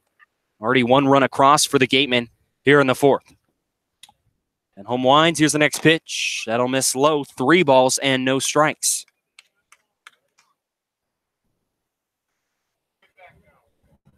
Valenzuela stands on deck. 1 for 2 so far today. Denholm a ball away from walking in the third Gateman run of the game and breaking the tie. Looks back at the runner at second. And he'll step off. Christian Koss tells him to step off, and he does. The runners will retreat back to their backs. Koss trying to hold Kreidler on over there at second. And Quintana playing off the bag at third. Here's the wind in 3-0. Catches the inside corner. Idens try to turn away from that, sell it as a ball, but it will catch the plate. 3 balls and 1 strike now the count. Denholm trying to work out of this bases loaded, no out mess. Was able to get Skylar Hunter, the center fielder for Wareham, swinging for the first out of the inning. It's the wind and 3-1. Over on the outside corner, strike 2. Pumping fastballs in there and inside then outside the mix of the corners. See if he'll pull the string with another off-speed pitch like he did to Skylar Hunter. So stare in at Freesia. Get his sign, come set at the belt. A winder's the payoff pitch. Swing and a miss, strike 3. Trent Denholm strikes out 2 in a row with the bases loaded. There's a big out number 2 for the righty for YD. There's 2 down. That power pitch with a little bite at the end there to get Idens to foul it off, and Freesia, great job to hang on for the second out. Denholm an out away of working out of trouble. Strikeout number 2 in this outing for Trent Denholm. That'll bring Sahid Valenzuela to the plate out of Cal State Fullerton to save this inning for the Gateman. The line first pitch misses outside. 1-0 the count on Valenzuela. Infield single back in the third and popped out to David Hamilton at shortstop in the first. Runners take their lanes. Parks from third, Kreidler from second, Collins from first. And home winds. Here's the 1-0. Misses outside. 2-0 the count. An off-speed pitch right there. Credit to Denholm, though. Falling behind Idens. 3 balls and no strikes. Comes back. Paints 3 fastballs. Gets the strikeout of the leadoff man for Wareham today. Denholm set behind in the count. 2-0. He winds. Here's the pitch. Swung on, and that one's popped up, and that will drift foul and out of play on top of the roof here at Wareham High School. Boy, I'd love to climb up there. I'm sure there are a ton of baseballs, right? Yeah. Do you think they go up there and get them after every game? That sounds like a lot of work. I don't know that they go up there, but I'm sure at some point in time someone's got to clear that off. Denholm working back in the count. 2 balls and 1 strike. 2 outs here in the fourth inning. A run in for Wareham. Still bases loaded. Here's the wind and the 2-1. So on that one's lined into center field past the leaping Christian Koss for a base hit. Parks comes in to score. Kreidler comes into the score. The throw goes to third. Not in time. Ending up at second. On the throw is Sahid Valenzuela with a 2 RBI single. And the Gatemen take a 4-2 lead here in the fourth. And huge piece of hitting there by Valenzuela. Again, served something up there over the plate. Able to take care of it. 2 big runs now to put the Gatemen in front. So here is Austin Shenton to step to the plate. Still runners in scoring position for Wareham.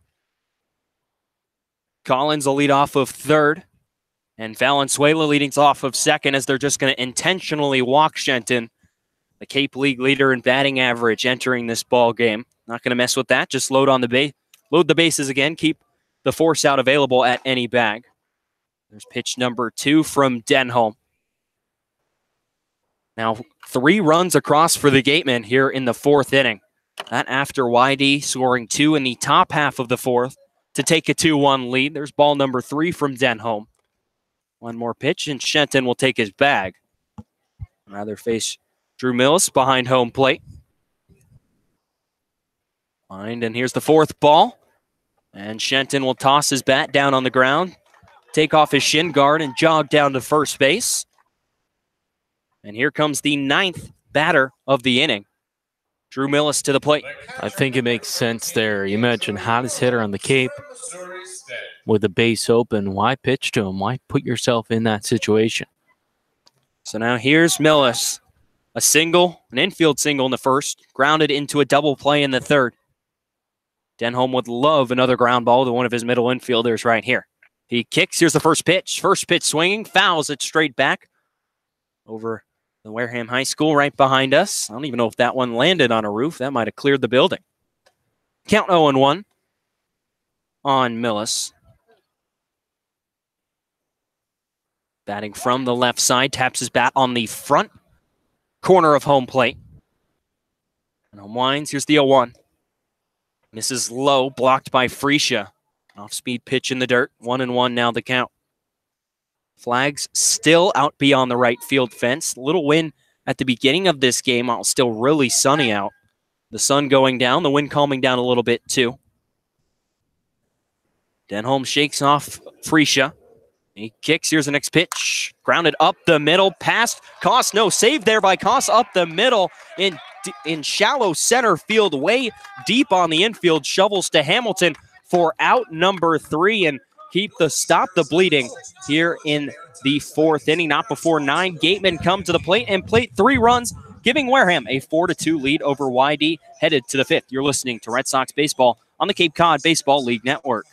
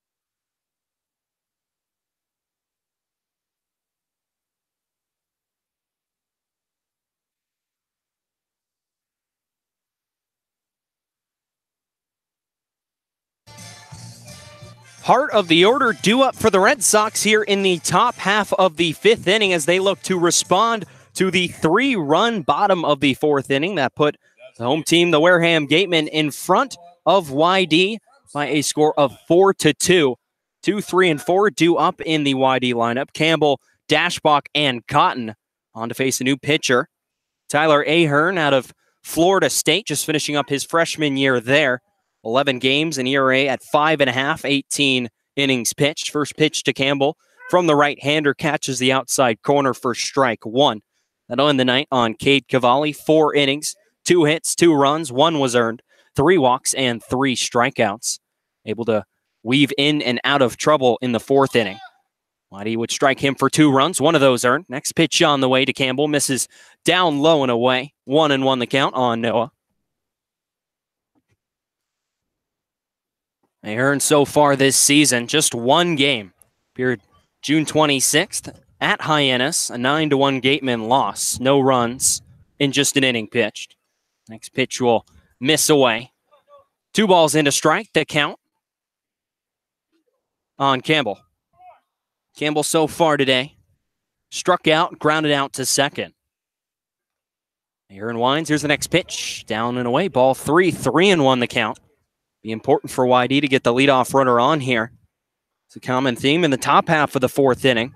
YD scratched across 2 runs, 4 straight base runners reached, and for the Gateman in the bottom half of the 4th inning, 4 straight would reach as well. Next pitch on the way, ball 4, down and away. Campbell, a leadoff walk here in the 5th inning for Andrew Dashbach. Guy who all he seems to do is hit extra base hits, and now he's got some serious wheels over on first base. For Noah Campbell, got a bit beat up in his last at-bat, fouled 2 pitches off the foot, but still doing well. Now, you mentioned the wheels over at first. So he'll take his lead off of first. Shade almost completely covering the infield as the sun sets behind Wareham High School in Wareham, Massachusetts, here at Spillane. Ahern set now in the stretch. First pitch to Dashbach. Catches the inside corner for strike 1. Dashbach so far reached on a hit by pitch. Came around to score in that 4th inning. And then flew out to left field back in the 1st. Coming off a 3-for-4 performance yesterday. Ahern set. Here's the next pitch to Dashbach. Swung on and fouled straight back and out of play. The count now, no balls and 2 strikes on Dashbach. Dashbach entering the game a .378 average, 10 hits on the season. Of those 10 hits, 9 are for extra bases. And he's hitting them. He's not getting cheated up there at the plate. For Dash, 45 at-bats, just 14 strikeouts. He usually puts that ball in play. Now behind in the count, no balls and 2 strikes to Ahern. Now set, turn and throw on over to first. Campbell, plenty of time, dives into the back corner of the bag. No tag applied by Lockhart. Sun still shining in his eyes. That'll probably only last on those pickoff throws for maybe another half inning. Ahern shakes off his catcher, Millis, behind home plate. Now comes set right at the chest. Wind, there goes Campbell from first. Dashbach swinging away and fouls it down the third base side. The count will stay. No balls and 2 strikes. Campbell will jog back to first. Another 2-out hit and run put on by Scott Pickler. Dashbach stares down at field manager for YD. Gives him the signs. We'll stare in at his bat head. Slowly dig back into that box. Deep in the box against Ahern. Stares in, shakes off his catcher Millis again. Gets the sign he wants, comes set. Campbell leads off of first again.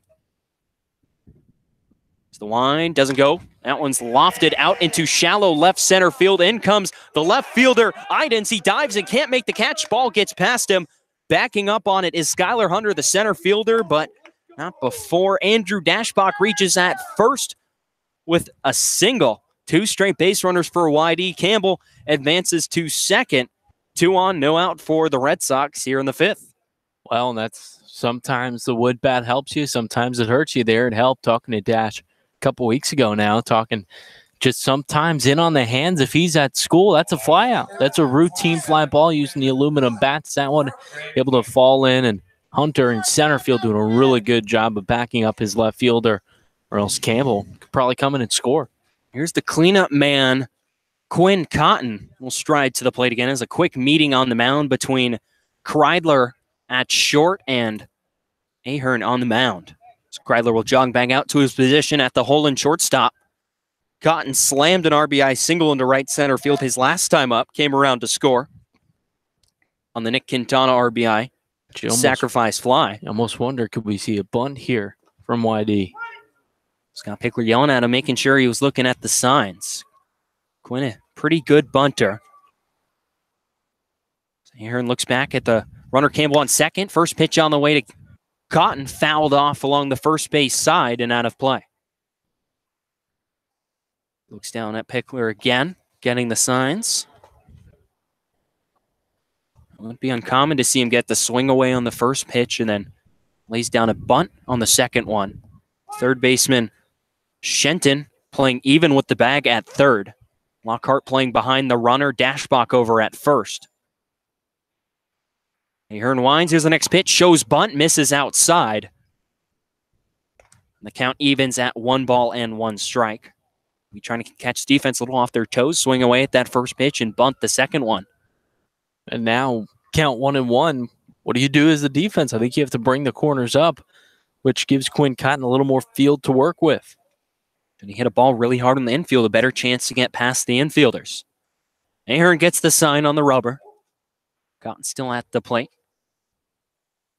Runners take their leads. He kicks. Here's the next pitch. Swung on. That one's dribbled up the middle into left field for a base hit. Getting the stop sign at third is Noah Campbell. It's the throw in from Idens. Hits the cutoff man right in front of the mound. Base is loaded now for the Red Sox. 3 straight base runners. And now Reese Albert, a chance for an RBI again. And there, I think Pick making the right decision. No outs. Now bases loaded. No need to try and force something with your team trailing by 2. So here's Reese Albert. Struck out back in the second. Reached on an error in the fourth. Riding a 4-game multi-hit streak. He'll step in against Ahern, who has loaded the bases here in the 5th. No one out for the Red Sox. He'll kick. Here's the first pitch. That one's lined into left field for a base hit. Coming home and scoring is Campbell. Getting the stop sign at third is Dashbach. Everyone moves up a station. Reese Albert checks in with an RBI single, and the Red Sox draw a run closer. It's now 4-3. YD, I've noticed, they're not trying to just crush every single ball they get. They're taking what's given to them, driving balls again, time and time again to left field here in this inning, and moving station to station. So now here's DeLuca. Checked in with a single, the first hit of the ball game for YD back in the second. See if he can pick up another one right here. Bases loaded, nobody out for the Red Sox. First pitch from Ahern, misses low and inside for ball 1. DeLuca still batting from the left side. Cavalli, the right-hander who started the game for the Gateman, was a right-hander, and Ahern, who is now on the mound for Wareham, also a right-hander. The first 4 runners have reached here in the 5th, just like that top half of the 4th inning. Whitey would bring 2 runs across. First 4 runners reach then. Now Johnny DeLuca, the 5th guy at the plate for the Red Sox, looking to keep the train rolling. Bases loaded, no one out. Ahern kicks. Here's the next pitch. That'll catch the inside corner. Off-speed pitch right at the knees. 1-1 the count on DeLuca. Nick Quintana on deck had a sacrifice fly back in the 4th inning. Would score YD's 2nd run of the ball game.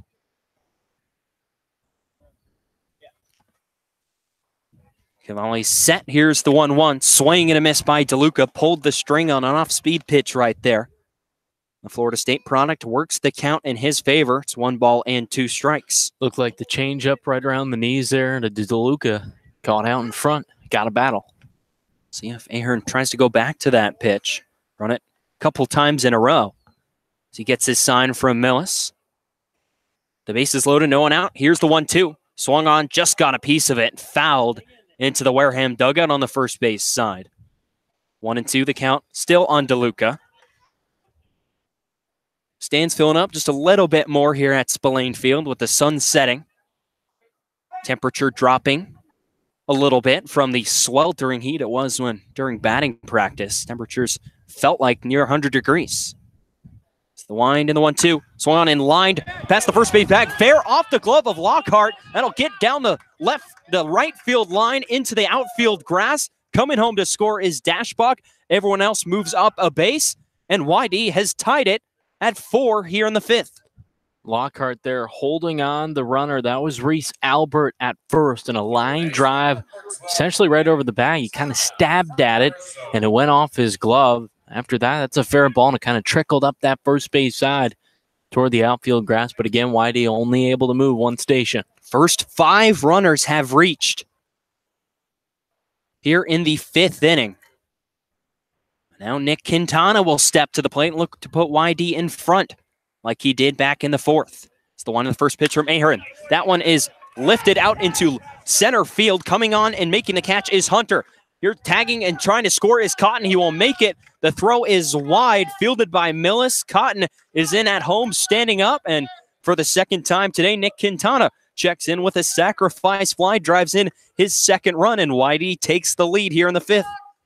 Boy, and that a shallow fly ball out there. If you don't have Quinn Cotton on 3rd, I don't know that everyone is, that any other guy could be running on that one. But fortunately for YD, that's who it was. 3 runs across for the Red Sox here in the 5th, just 1 out. And here's Christian Koss. Grounded out twice today. Once to end the 2nd, and then a fielder's choice in the 4th. Ahern set. Here's the wind in the first pitch. Fouled straight back by Koss. 0-1 the count. First 5 base runners reaching for YD here in the 5th. 3 runs already across. 2 more still out there for Koss. Albert leading off of 2nd. DeLuca leading off of 1st.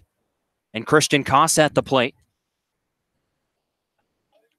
Ahern set again out of the stretch. Here's the 0-1 to Koss. Swan, that one's lofted out into left center field. Back goes the left fielder, Idens. He's there and makes the catch. The runners go about a 1/3 of the way down their respective lines and will retreat back to 2nd and 1st. Koss flies out to left field for out number 2. That'll bring up Vito Freesia. We'll get an at-bat with runners on base for the 2nd straight inning. So we're going to have a pitch hitter for Freesia. Actually, it will be Andrew Martinez to step in for the first time today. Martinez digs in from the right side. Wearing his high socks today. Stirrups, red stirrups over white socks. 15, number 15 on his back. So he will step in to face the pitcher, Ahern. 3 runs already in for YD here in the 5th with 2 outs. Still 2 on. Martinez get the start today, but pitch hitting for Freesia here in the 5th. Here's a wind in the first pitch. That'll catch the outside corner. 4 strike 1.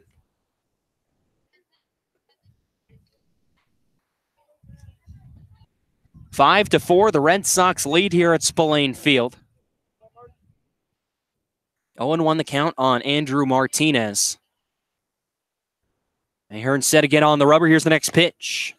Catches the outside corner again. Martinez quickly behind. No balls and 2 strikes. 3 runs in for the Red Sox here in this 5th inning. Sun almost completely set behind Wareham High School. Shade slowly making its way out into right field to cover the field. 0-2 pitch on the way. Fastball rides high. 1-2 the count on Martinez. Martinez reaches, top of the order, would come up to the plate again. David Hamilton. 0 for 3 so far today.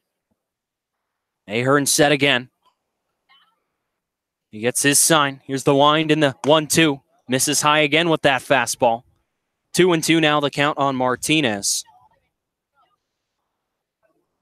Albert leads off of 2nd. DeLuca off of 1st. Second baseman Valenzuela plated shaded up the middle. Everyone else playing at their normal spots on the infield. Outfield playing normal depth. Ahern set. Time is called on the field by Martinez. Ahern will step off. Look back at second base. Martinez steps back into the batter's box. Waves his bat, now holds it up around his head. Ahern gets the sign from Millis again. It's the wind of the 2-2. Swung on, that one's chopped on the infield towards first base, fielded by Ahearn. He'll take it to the bag himself for out number 3. Not before YD puts across 3 runs here in the 5th inning to retake the lead here at Spillane. It is 5-4 Red Sox headed to the bottom of the 5th.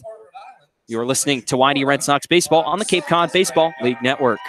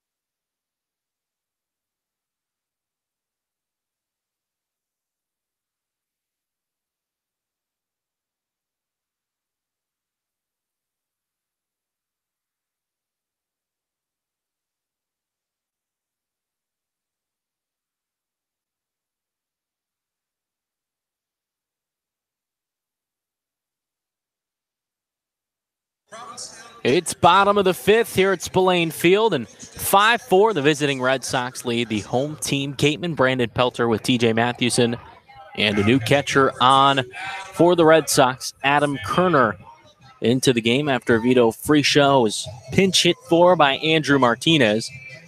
A lot of scoring these past few frames. The Red Sox with 2 runs in the 4th and 3 in the 5th to take the lead. Wareham with a run in the 3rd and 3 in the bottom of the 4th. So again, 5-4, the lead. YD on top of Wareham. Top 2 teams in their divisions. YD 20 points in the East leading the way, and Wareham 24 points in the West. Best record on the Cape, 12-6 to start the season. Trent Denholm winds the first pitch, is called a strike on the inside corner. It's Isaac Collins leading things off here in the bottom of the 5th. Collins takes the second pitch, called a strike at the knees. 0 for 0. Rather, Lyle Lockhart. Lockhart 1 for 2 this afternoon after the Gateman batted around in the 4th inning, scoring 3 runs. 0-2. Just misses a tad outside to the lefty. How about that response by the YD offense, giving up 3 runs in that bottom half of the 4th inning? Wareham flexing its offensive muscles, and YD comes right back and says, here, look what we got. Time called by Lockhart at the plate.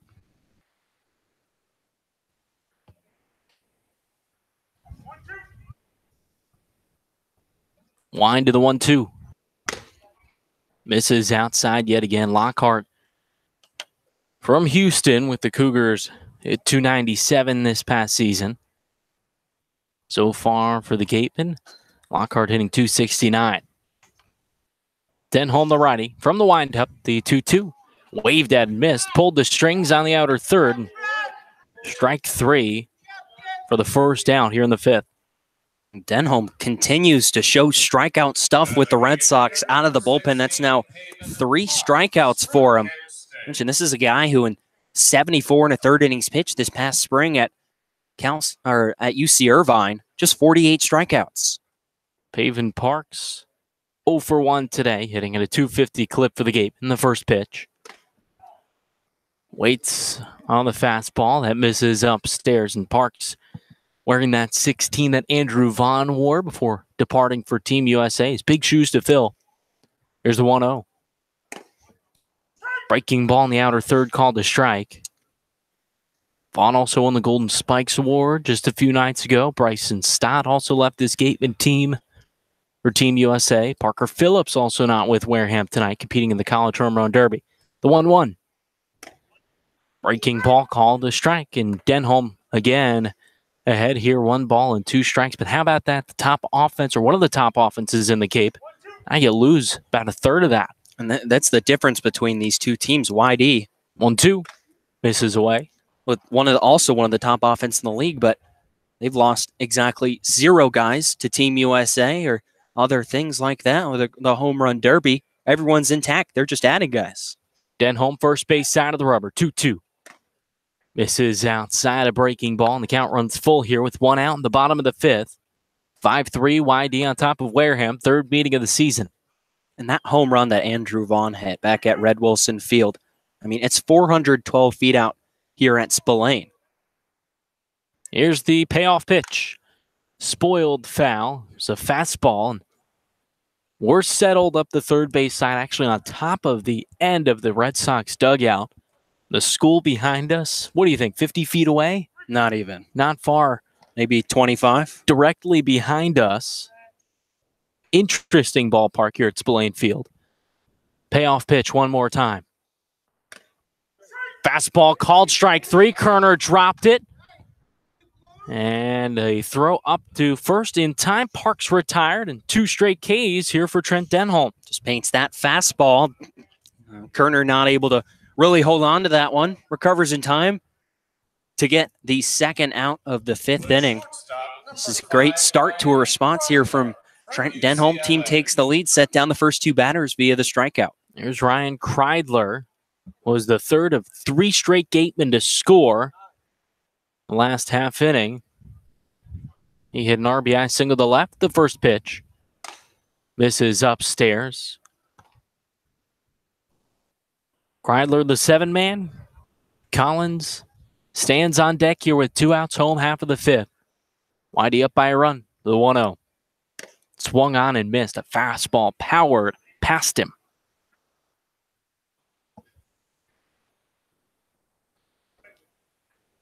Kreidler at UCLA hit 222 for the Bruins.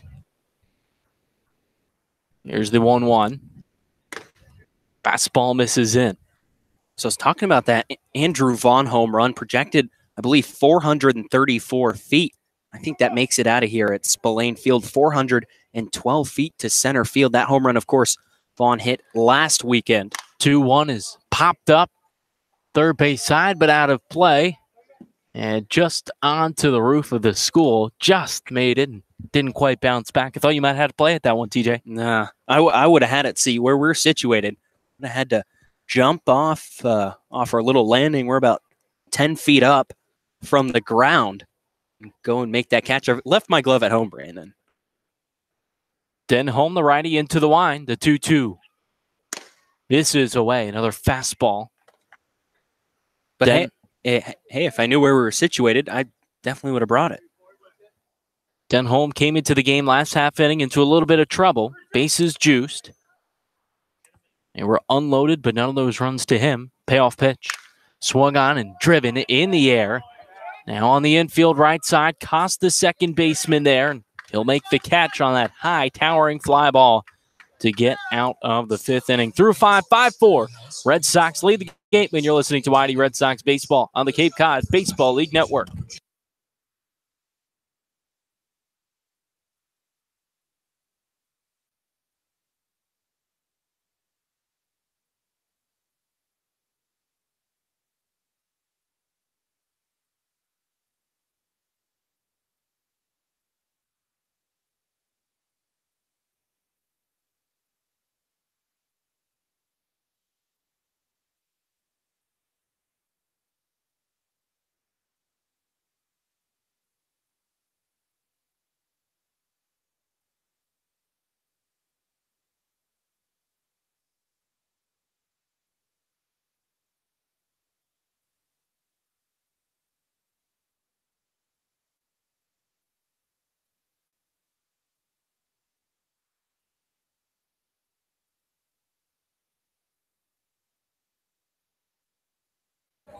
David Hamilton to lead off the away half of the 6th, the 5-4 lead for the Red Sox over the Gateman as the lights turn on here at Spillane Field. The infield covered in shade, left field as well, center and right.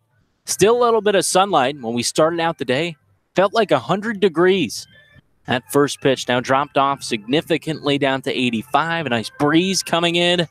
This, I think, is the perfect weather. This, when you think about baseball on the Cape, this right here is what you think about right here. This perfect weather, this quality of talent, the two of the top teams in the Cape doing battle right here. David Hamilton, the lefty, settles in his Red Sox debut 0 for 3 tonight. First pitch from Ahern, and Hamilton pulls back a bunt. That one misses low and away. Tyler Ahern out of the bullpen on for his second inning of work. Gave up 3 runs in the last frame. Gave up the lead as well. Ahern first base side of the rubber. The righty winds in the 1-0. Bunted up the third base side, but foul. David Hamilton with a blazing fast speed. At UT Austin, 31 stolen bases and 38 tries. Good for 14th in the NCAA. Yeah, it looks like a guy who's really comfortable laying down a bunt, trying to put a drag bunt down that third base line, not able to keep it fair. Hamilton pinwheels the bat. He's ready, as is the righty Ahern. 1-1 delivery. Called a strike. Ball and 2 strikes here on the leadoff man, David Hamilton, in the top of the 6th inning.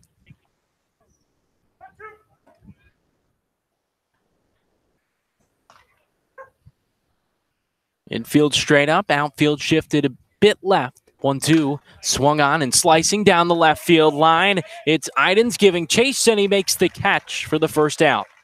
Not a bad place to try for your first hit of the season. Idens had to go quite a bit towards the left field foul line to get that ball, but shows off some good speed and a good read off the bat to get that one.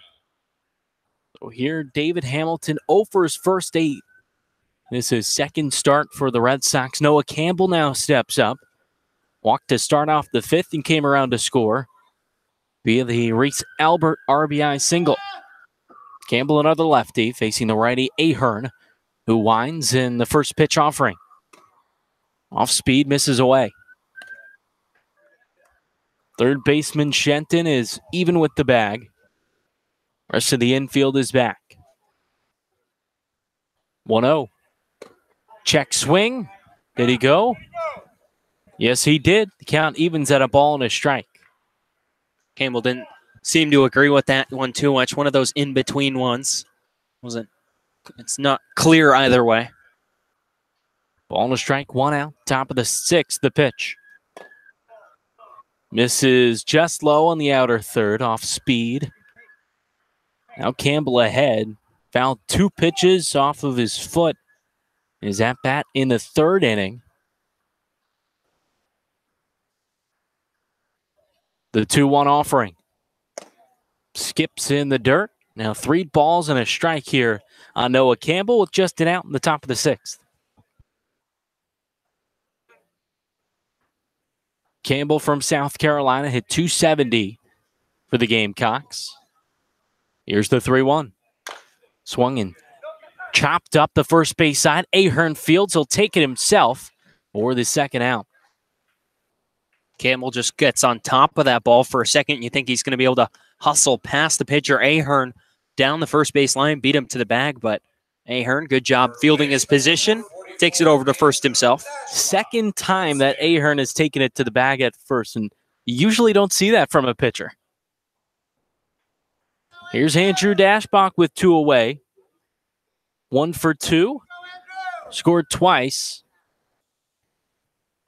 Single and hit by a pitch. Also flew out to left the first pitch. Misses down low. Dash. So much pop in the bat. Hitting a couple home runs here for YD. Really seems like one of the catalysts for this Red Sox offense. And it's almost surprising when we don't see him check in with at least a double. Ahern steadies the glove. Now delivers the wind. 1-0. Swung on and cued to the screen behind the plate. Dashbach teammates with Nico Horner and Chris Bubich, who were both drafted at Stanford, that is, one of the Cardinal. 17 home runs, 287 for Dash this past season. Big righty, Dash is ready, as is Ahern, who winds. Here's the 1-1 offering. Called a strike.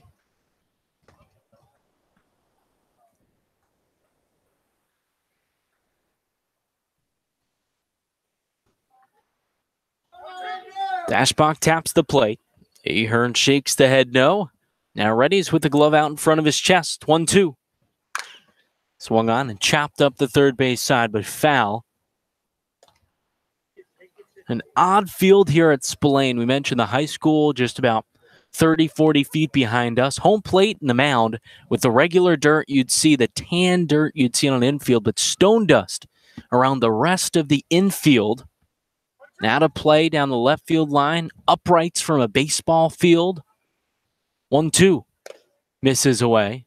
Want to go kick some field goals after the game? This is your place. The scoreboard also is more of a football scoreboard. I mean, it has ball strikes and outs, but you don't have the score by inning that you'll usually see. Don't have hits or errors. 2-2. Swung on and driven in the air to right center field. Collins to his right, but he'll give way for Hunter, who comes in, and the center fielder makes the catch for the third out. The Red Sox go down in order in the top of the sixth through 5.5. They lead it 5-4. You're listening to YD Red Sox baseball on the Cape Cod Baseball League Network.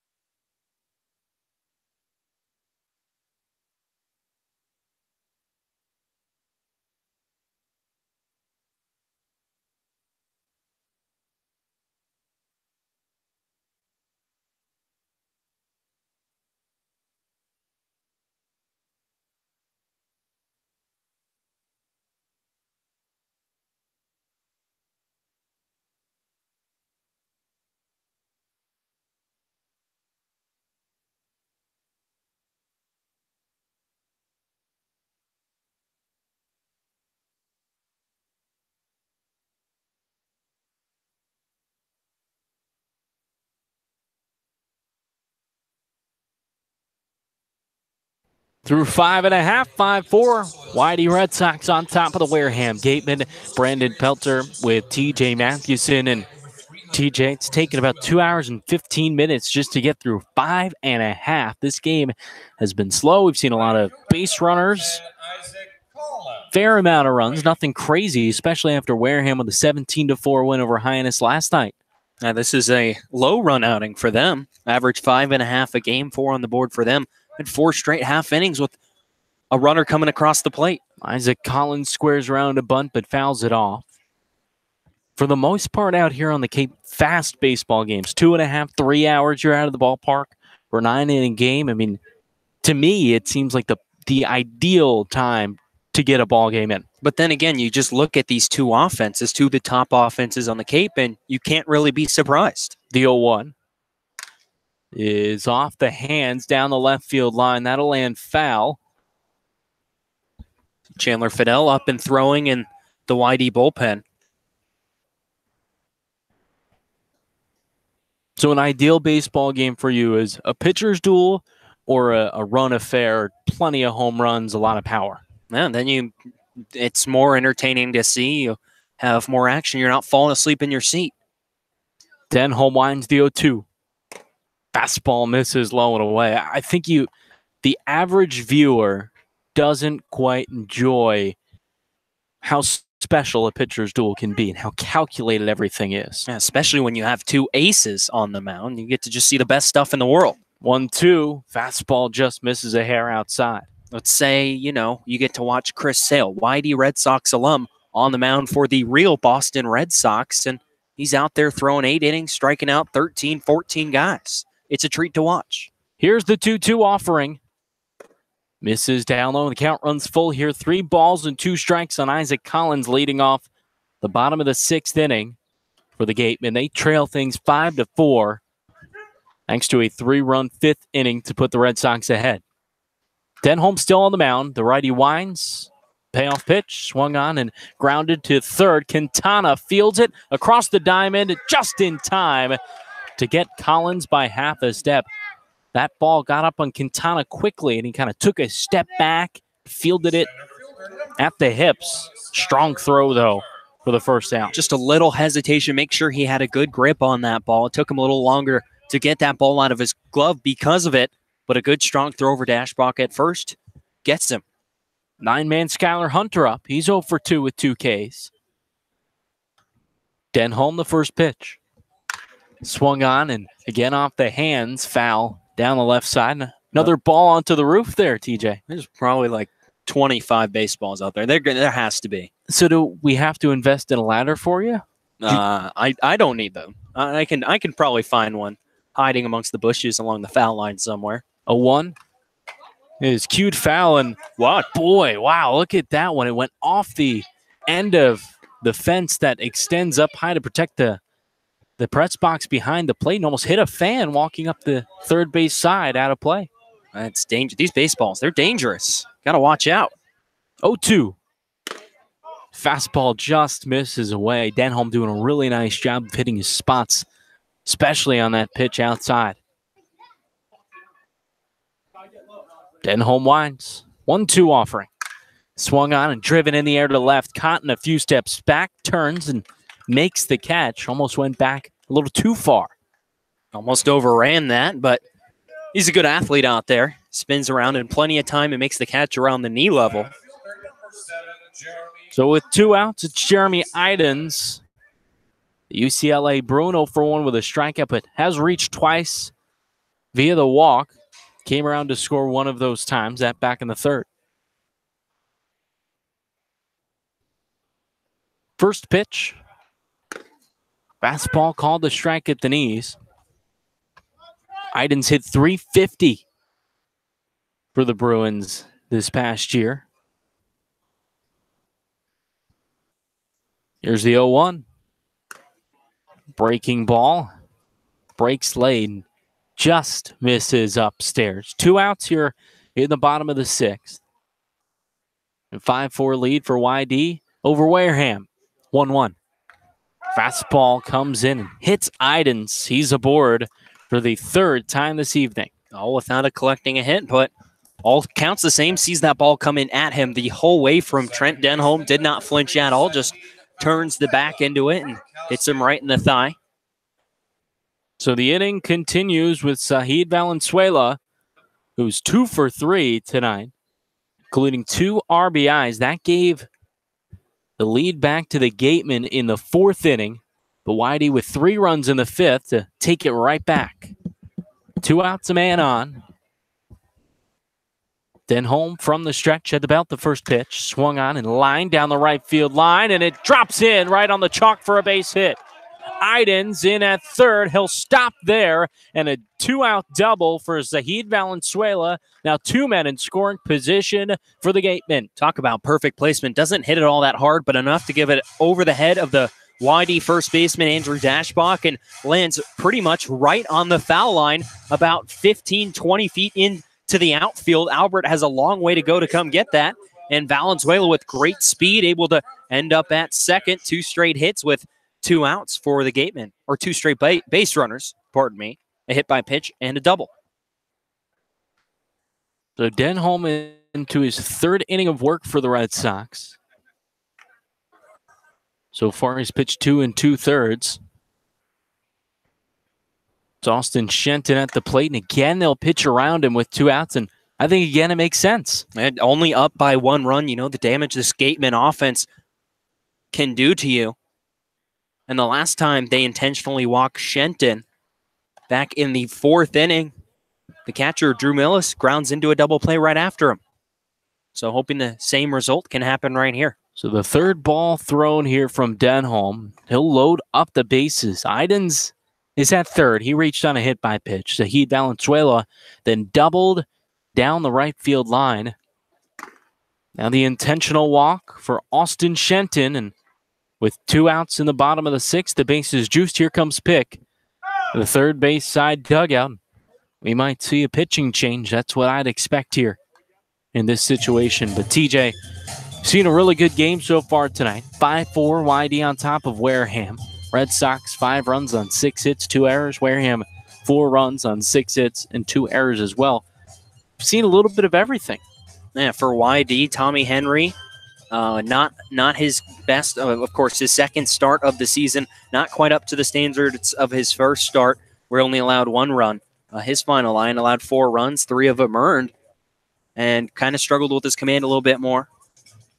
Whitey makes the call to the bullpen here. We'll have that for you next as we continue in the bottom of the 6th. You're listening to Red Sox Baseball on the Cape Cod Baseball League Network.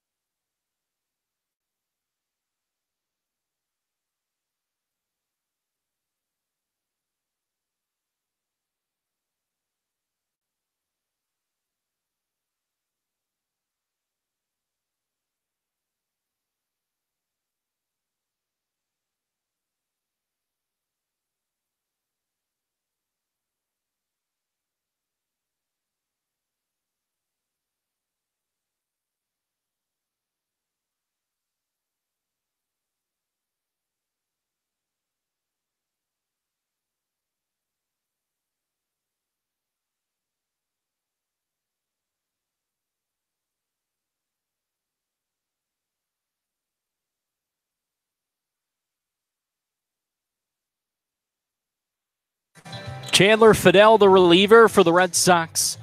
And for his second straight day of work last night, came in, pitched an inning and a third of 1 hit, no run baseball. Also picked off a runner. So it's Fidel here with the bases loaded, 2 outs in the bottom of the 6th. YD on top 5-4. Fidel making his 6th appearance for YD. No record, but a 4.50 ERA out of Arkansas Little Rock.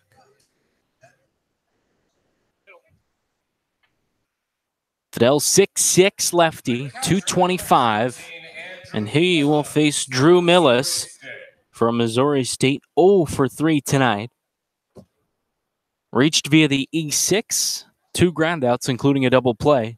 Another one would do YD well here to keep this 1-run lead. Bases juiced, 2 outs, bottom of the 6th.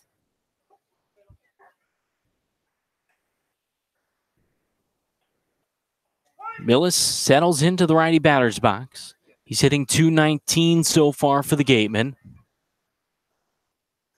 Fidel, so much height there for the lefty. Toes the rubber, third base side. He sets the first pitch. Breaking ball misses down low. Last night, he came into the game to face Michael Tolia with a 3-2 count and got the strikeout. And had Tolia from the left side. When he came in, Tolia would switch around bat from the right side and then just throw a hook up there at him. Couldn't handle it. Here's the 1-0. Breaking ball called the strike on the outer third. The count evens here. With the bases loaded, 2 outs in the bottom of the 6th. YD up by a run. It's been a back-and-forth game. The Gateman got on the board first with a run. YD responded with 2, then Wareham another answer with 3. The Red Sox added 3 more. 1-1. Swung on and missed. Again, the breaking ball, and he's ahead of ball in 2 strikes. All the runs tonight have come in consecutive frames for these teams. Fidel ahead of ball in 2 strikes. Bases are loaded. 2 outs, bottom of the 6th. From the set, the pitch. Breaking ball, called strike 3. Nips the outside corner, and Fidel works out of trouble. No runs on just a hit, and Chandler Fidel strands the bases loaded. 5-4, YD leads Wareham as we finish the 6th. You're listening to Red Sox Baseball on the Cape Cod Baseball League Network.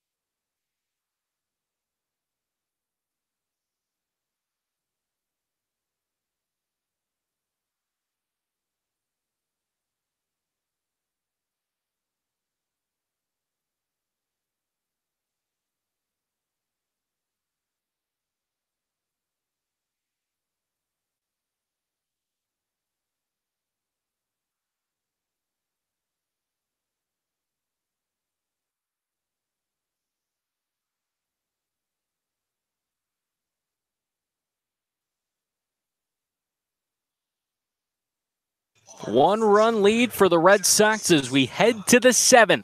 5-4 YD on top of Wareham. Third meeting of 4 this season. The only time the Red Sox will be here at Spillane Field. The final meeting will take place in Hartford, Connecticut, Dunkin' Donuts Park. Brand new ballpark in just its 2nd year, so I'm looking forward to that trip. Oh, I'm so excited. I get to watch these guys play in a professional ballpark, and it's one of the best minor league ballparks out there. And I'm just wondering, first of all, the guys might take BP on the field, and I mean, where we might see some of them hit it. Andrew Vaughn, one of them for Wareham. 4, 5, and 6 due up. Quinn Cotton to start for the Red Sox. Here, they're still facing Tyler Ahern out of the bullpen in his 3rd inning of relief work. For the Red Sox, Chandler Fidel coming in and slamming the door on the Gateman. That puts an official finish to Trent Denholm's day. 2 2/3 innings pitched, 2 hits, no runs, no walks, and 4 strikeouts. Ahern, the righty, first base side of the rubber, winds in the first pitch. Cotton holds off on a breaking ball that misses down low. The smile back into the YD bullpen. Wonder if someone kind of tipped him off or said, look, first pitch breaking ball. Cotton 2 for 2 tonight, scored 2 runs, the 1-0. Misses upstairs. He's in charge of this count, 2 balls and no strikes. Good to see him check in with 2 base hits and a walk today, reached all 3 times. Into the line for Ahern, the 2-0.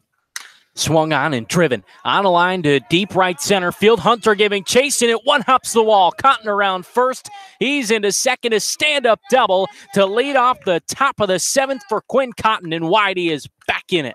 He got all of that one out just about 5 feet from getting it to the wall out in right center field. Just drives that ball. Such a nice swing on that. Over the past week, we've seen him hit a lot of balls on the ground into a lot of outs, but today really driving the ball and now has reached all 4 times. Red Sox have had the leadoff man aboard 3 of the past 4 innings. Now it's Reese Albert up. He's 1 for 3 with 2 RBIs. Also reached via the E4. Albert, the Seminole, batting on the left side. Takes the first pitch, misses down low. Shenton at third is in the cutout there, looking for a bunt. Wouldn't be the craziest thing we've seen from Scott Pickler. Not at all. Trying to steal another run. No outs, top of the 7th. YD up by a run. They've got Quinn Cotton on second to lead off the inning. Ahern sets at the chest, looks at second. 1-0. Squares around, up the first base side. Ahern fields, throws on to first. In time, the successful sacrifice for Reese Albert. Cotton over to third with just an out. That was beautiful. Bunts it right down towards Lyle Lockhart at first, who's playing really deep. That means the pitcher, Ahern, needs to come over in front of the first base bag and field that shovel to Lockhart for out number 1, but Albert does his job. Just an out. Johnny DeLuca up to the plate for the Red Sox. DeLuca, the left-handed hitter. Ahern sets, looks at third, the first pitch. This is down low. DeLuca with Oregon hit .212, starting all but 1 game in center field. Also hit 6 home runs in 55 games played. DeLuca taps the plate. Ready from the left side. Ahern, the righty, sets first base side of the rubber. Here's the 1-0. Checks his swing. Peel down to the third base umpire. No, he didn't go. 2-0 the count. Here on Johnny DeLuca. Righty warming in the Gateman bullpen past the right field fence. Some double barrel action. Actually, 2 righties throwing. Ahern doesn't like the first sign. Now comes set at the chest. 2-0 delivery. Fastball called a strike. Outer third, right at the knees. 2 balls and a strike with 1 out, top of the 7th. Quinn Cotton led off the inning with a double. He now stands at third after the sacrifice. Whitey, the 1-run lead. Another run here would be critical. 2-1. Off speed, called a strike. Now count evens 2-2 as the lights now in full effect. Sunset behind the school, which is directly behind us. We're on the third base side as it continues to cool off as we hit the low 80s. Ahern sets. 2-2 delivery. Misses up and away. Off speed yet again. Now the count runs full with just an out. In the top of the 7th, Quinn Cotton on third.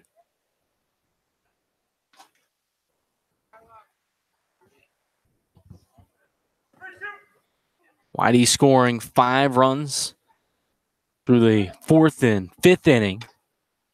Split up there. Payoff pitch. Called strike 3. Nips the outside corner.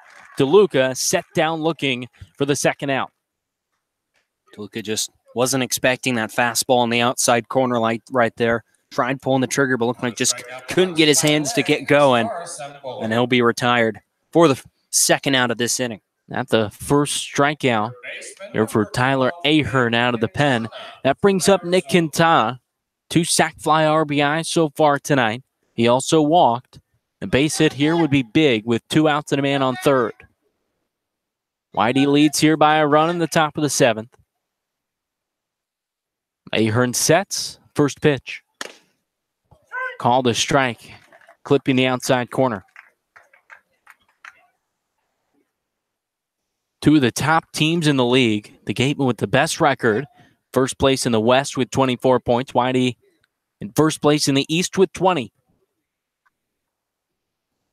Ahern, the righty, sets first base side of the rubber. Here's the 0-1. Same spot, clips the outside corner. Off speed. Now 0-2, Quintana in a hole.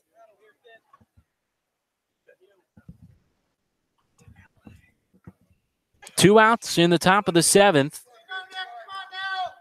Runner on third for the Red Sox. They lead by a run. Quintana taps the plate, waves the bat out. Over. He's now ready. The 0-2 offering. Swung and chopped up the third base side. Shenton in, throws on to first in time. A nice play by the third baseman, Austin Shenton, to charge and just beat Quintana by a step. So the Red Sox spoil a leadoff double in the 7th through 6.5. Whitey leads the Gateman by a run. As we stretch here and invite you to join us as well. You're listening to Red Sox Baseball on the Cape Cod Baseball League Network.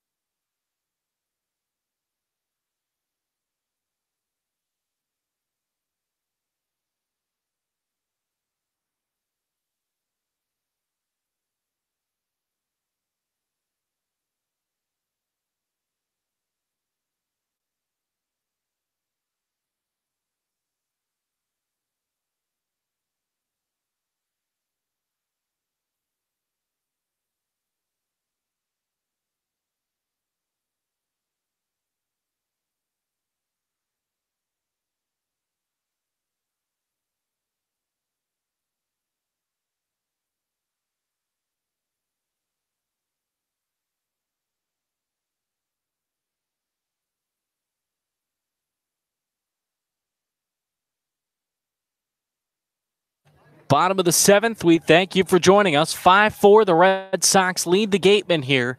What's shaped up to be a terrific game. A change for the Red Sox. Luke Waddell comes in at third base, entering the game for Nick Quintana.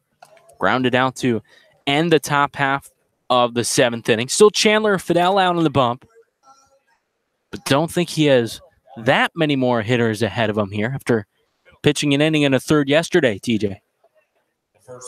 Yeah, it looked really good yesterday, and the Whitey pitching staff still has all their strikeout stuff working. It just seems like whoever Scott Pickler decides to put out there on the rubber, they usually have their A stuff on the day, and Fidel now working into his next inning. First pitch here to Lyle Lockhart. Breaking ball busts him inside. Lockhart, the switch hitter, round to the right side here. So far today, he's 1 for 3, but 2 Ks to go along with that. Here's the 1-0. Another breaking ball. This one falls in for a strike on the inner third. The count evens. On the leadoff man here in the home half of the seventh, Lyle Lockhart.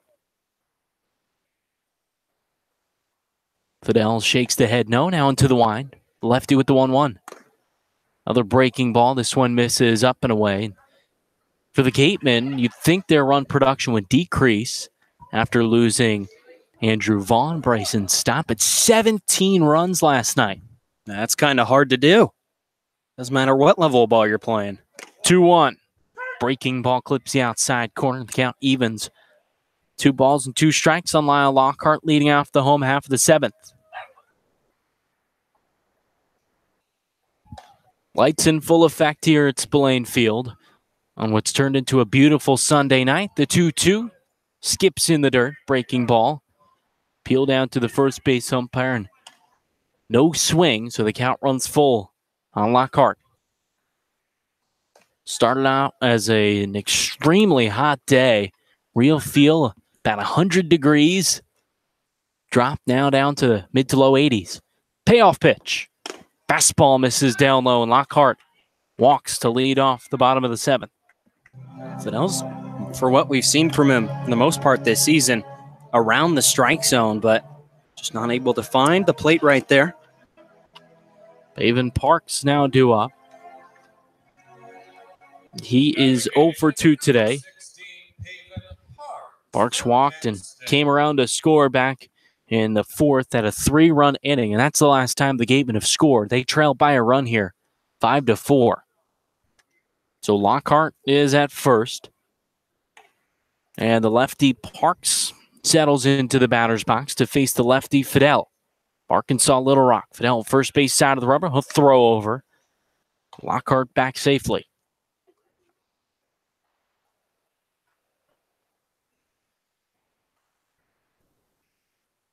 (5-4) YD on top of Wareham. Delivery home. Breaking ball misses low and away, and he really had Lyle Lockhart fooled at first. Stepped his way back to the bag. That's now going to be in the mind of Lockhart over at first base. Might have a free out over there if he can catch him leaning. Parks at Kent State in his freshman year. Hit .285. 52 RBIs, 7 home runs to go along with that. So he's wearing the number 16 that Andrew Vaughn donned before departing for Team USA. After a quick meeting now from Kerner, now Scott Pickler out of the third base side dugout, taking his long stroll, and we'll see if we get a change here. Bottom of the seventh, YD up by a run. Chandler Fidel has just walked Lyle Lockhart to lead off the inning. And I think there's no surprise we'll get another extended mound meeting here from Pick. Yeah, he's done that both times. He's done that a lot when making pitching changes. Usually will take up all the time allotted by the home plate umpire while he's discussing. And as soon as the umpire reaches there, usually is when he's going to make his sign. Heck, he makes the umpire signal out to the bullpen a lot of the time. Now we're still waiting, and now here comes Ryan Nelson. It's Ryan Nelson out of the bullpen here in the home half of the seventh. We'll take a break as he warms. 5-4, YD leads Wareham. You're listening to Red Sox baseball on the Cape Cod Baseball League Network.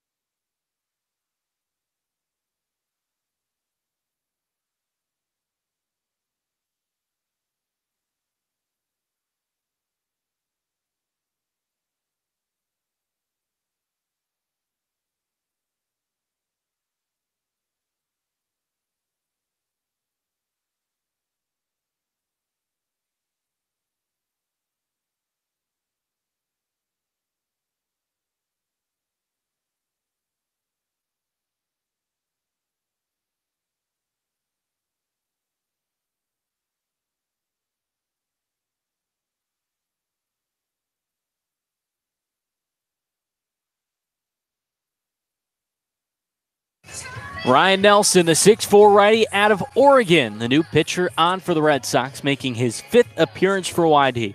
Last time out, pitched 3 innings of 1-hit ball against the Mariners. Into extra innings he worked, and that enough for the win. In fact, in the bottom of the 9th, made a terrific play. The runner on second base, and 1 out. Ball bunted right back to him. He was able to spin to third and make the throw. Nelson, also a shortstop at Oregon. Boy, I think that's the only reason he made that play. Yeah, and that outing gave Scott Pickler confidence that he's able to go more than 1 inning. Would not be surprised at all to see him finish this game today, get the final 9 outs. So 1-0 count on Pavin Parks. No outs, bottom of the 7th. Then Lyle Lockhart off of first. The 1-0 offering. Fastball clips the outside corner. Parks squared around a bunt, pulled it back. Lockhart started out the inning with a walk, and Chandler Fidel threw 1 pitch to Pavin Parks and was yanked from the game. Nelson, the righty, third base side of the rubber, sets the 2-0 rather. Just misses down low. Now the count 2 balls and a strike. Fidel goes just a third of an inning. Came in a big spot with the bases loaded. Got the strikeout from Drew Millis. His 2nd straight day of work. Nelson sets the righty at the belt. Here's the 2-1 offering. Swung on and missed. Waved through a fastball. Count evens at 2-2. There's that good fastball by Ryan Nelson. Usually he'll sit around 94, can pump it up all the way to 98. That hard breaking ball. Nelson peers in as Parks taps the plate. Lefty waving the bat out in front of his face. He's ready, as is the righty Nelson. 2-2. Grounded up the first base side, foul. Getting buggy out here as the temperature continues to drop. Lights in full effect at Spillane Field. School behind us. The stone dust infield. The regular baseball dirt around the plate and out on the mound as well. Nelson sets. Man off of first, no outs. Here's the 2-2. Breaking ball just tapped foul. Parks to pull the hands in and fight that one off.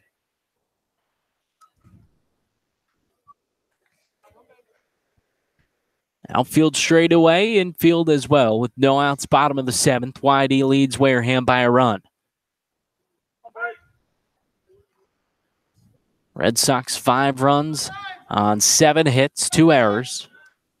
Here's the 2-2. Skips in the dirt, a fastball. Kerner with a terrific block to keep it in front.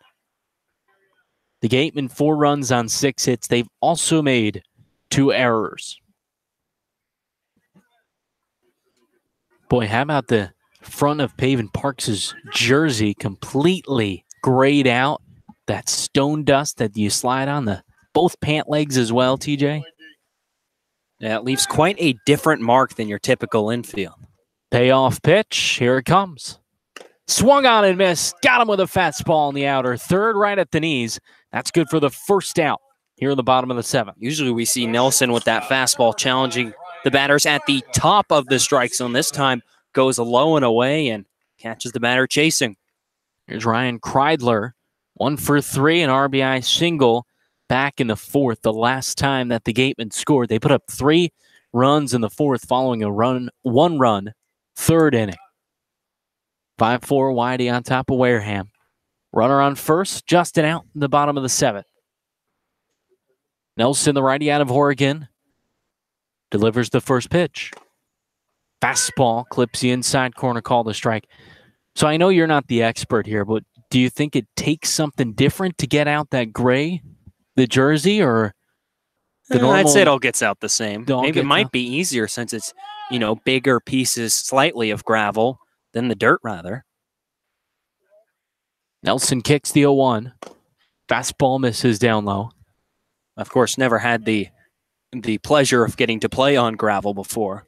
A lot of the fields back in Seattle, all turf. Don't have to worry about turf. Don't have to worry about getting the stains out. It rains so much during the spring. You want to still get the games in. Makes sense. And you're able to slide a little further. Sometimes that's not a good thing. Here's the 1-1. Runner goes and lined right out Waddell at third. Easy double play. A 5-3 double play. Kreidler lines out. Lockhart running doubled up at first. That ends the 7th inning. No runs, no hits. And because of the double play, nobody left on base. Whitey leads it 5-4 through 7. You're listening to Red Sox baseball on the Cape Cod Baseball League Network.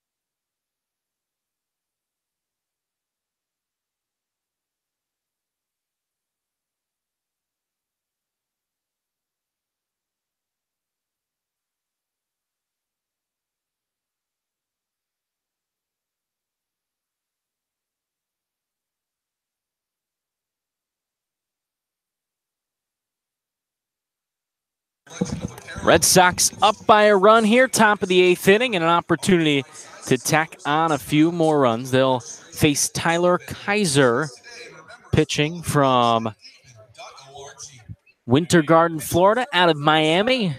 Second time he's facing the Red Sox, and he took the loss in the last outing against YD. Didn't get through any outs, gave up 2 runs and 2 hits.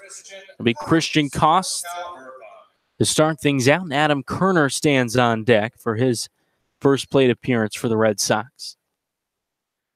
Kaiser, the 6'6 righty, making his 6th appearance, currently a 6.23 ERA. The first pitch. Upstairs and gets past the glove of Drew Millis behind the plate. So 1-0 count. Whitey up by a run. Powered by 2 runs in the 4th, 3 runs in the 5th inning. The Gatemen haven't scored since the 4th. The 1-0. Swung on and missed. Fastball past Koss. And the count evens here on the leadoff man at the top of the 8th. It's taken a while to get through this one. 3 hours to get through 7. The 1-1. Just misses a hair low. And mentioned you'd like to see the offense. Now getting a little buggy out. Lights in full effect. Sun completely gone. Now's the time when you get your lockdown pitchers on the rubber. 2-1, swung on the ground, left side. The shortstop Kreidler up with it, and across the diamond just beats Koss by a step for the first out.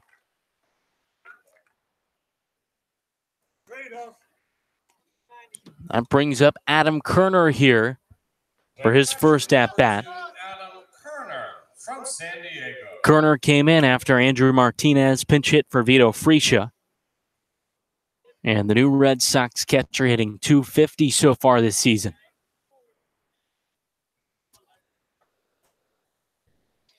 Kaiser into the wind, the righty with the first pitch. Called a strike at the knees on the outer third.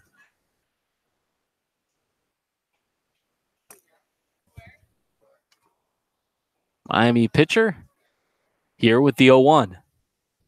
Swung on and missed. A fastball past Kerner, and he's in a hole, no balls and 2 strikes.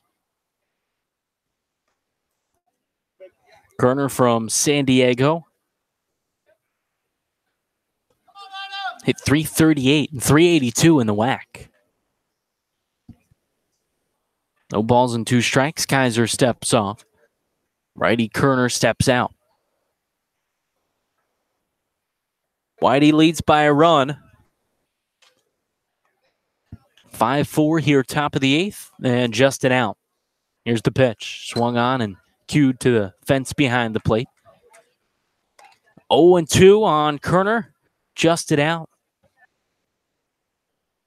TJ, I'm going to put you to the test here. I know our third partner, Dana Gray, would know it. But what is significant about today? A couple things. Well, let's see. It is the first day of July, first of all. So not what I was thinking of. This is a tough one. I didn't realize anything significant. 0-2 is lined off the end of the bat, but foul down the left side. This is an interesting one. I mean, we're 4 days before the 4th of July, or 3 days, actually. I think you're completely lost. I think I am, and you're too. not going to talk your way through it. It's Canada Day. Oh, right. I should have known that. I did know that. Canada Day, and Dana Gray, the third member of our team, has some family up north of the border, up in Canada. Goes to Quebec from time to time. Here's the 0-2. This one swung on down the left field line, a fly ball. Idens giving chase, slides. Did he make the catch? Yes, he did. Terrific grab by Jeremy Idens, sliding in foul ground to make the grab for the second out. We've seen Idens make a couple nice plays like that, charging hard towards the third base line, this time having to cover a lot of ground coming in and towards the line. Fully lays out, sprawls, and makes the catch. That brings up David Hamilton 0 for 4 today. Second start of the season for the Red Sox. You're coming from UT Austin. Hamilton still looking for his first hit as a Red Sox player. The first pitch. Fastball spotted at the knees, called a strike. Boy, I don't know about you, but the bugs are getting to me. I remembered the sunscreen today, not the bug spray. 0-1. Waved at and missed. So it's like, 100 degrees when we get here. We work up all this sweat, and the sun finally goes down, and you're like, wow, nice night for baseball. And then the bugs come out because you're nice and sticky. 0-2. Misses down low. Boy, we had a good, hour and a half once that sun set behind the high school of perfect baseball weather. No bugs and no sun. Nice and cool. 1-2 from Kaiser. Upstairs. In and out of the glove of Millis, and the count evens 2 balls and 2 strikes with 2 outs in the top of the 8th. We saw the Whitey dugout right below us in between innings, handling a can of bug spray, trying to deal with all these little guys. 2-2. Swung and grounded. Right side through the hole into right field. And a 2-out single for David Hamilton. He's aboard and his first hit with the Red Sox. Well, that ball was down and inside, and Hamilton just drops the barrel on it and finds a hole in the infield. Finally gets that feeling of being on first base for the first time, and for a guy with 31 stolen bases this spring, would not be surprised at all to see him going on this first pitch. Whitey up by a run here in the top of the 8th, 2 outs. Noah Campbell, another lefty up.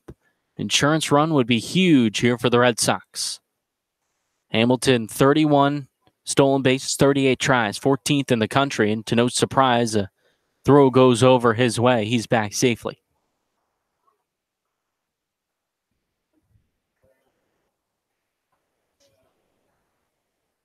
So now it turns into a bit of a humid Sunday night, but still a terrific ball game.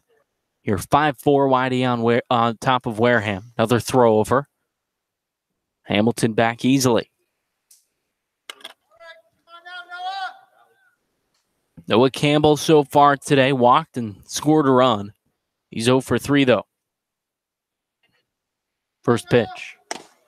Fastball misses down low. Throw over to first. And again, Hamilton back safely. So, I think Wareham has that scouting report on David Hamilton. No, they think he's not going to wait around a whole bunch. 2 pickoffs from the pitcher Kaiser, and 1 for Mills behind home plate.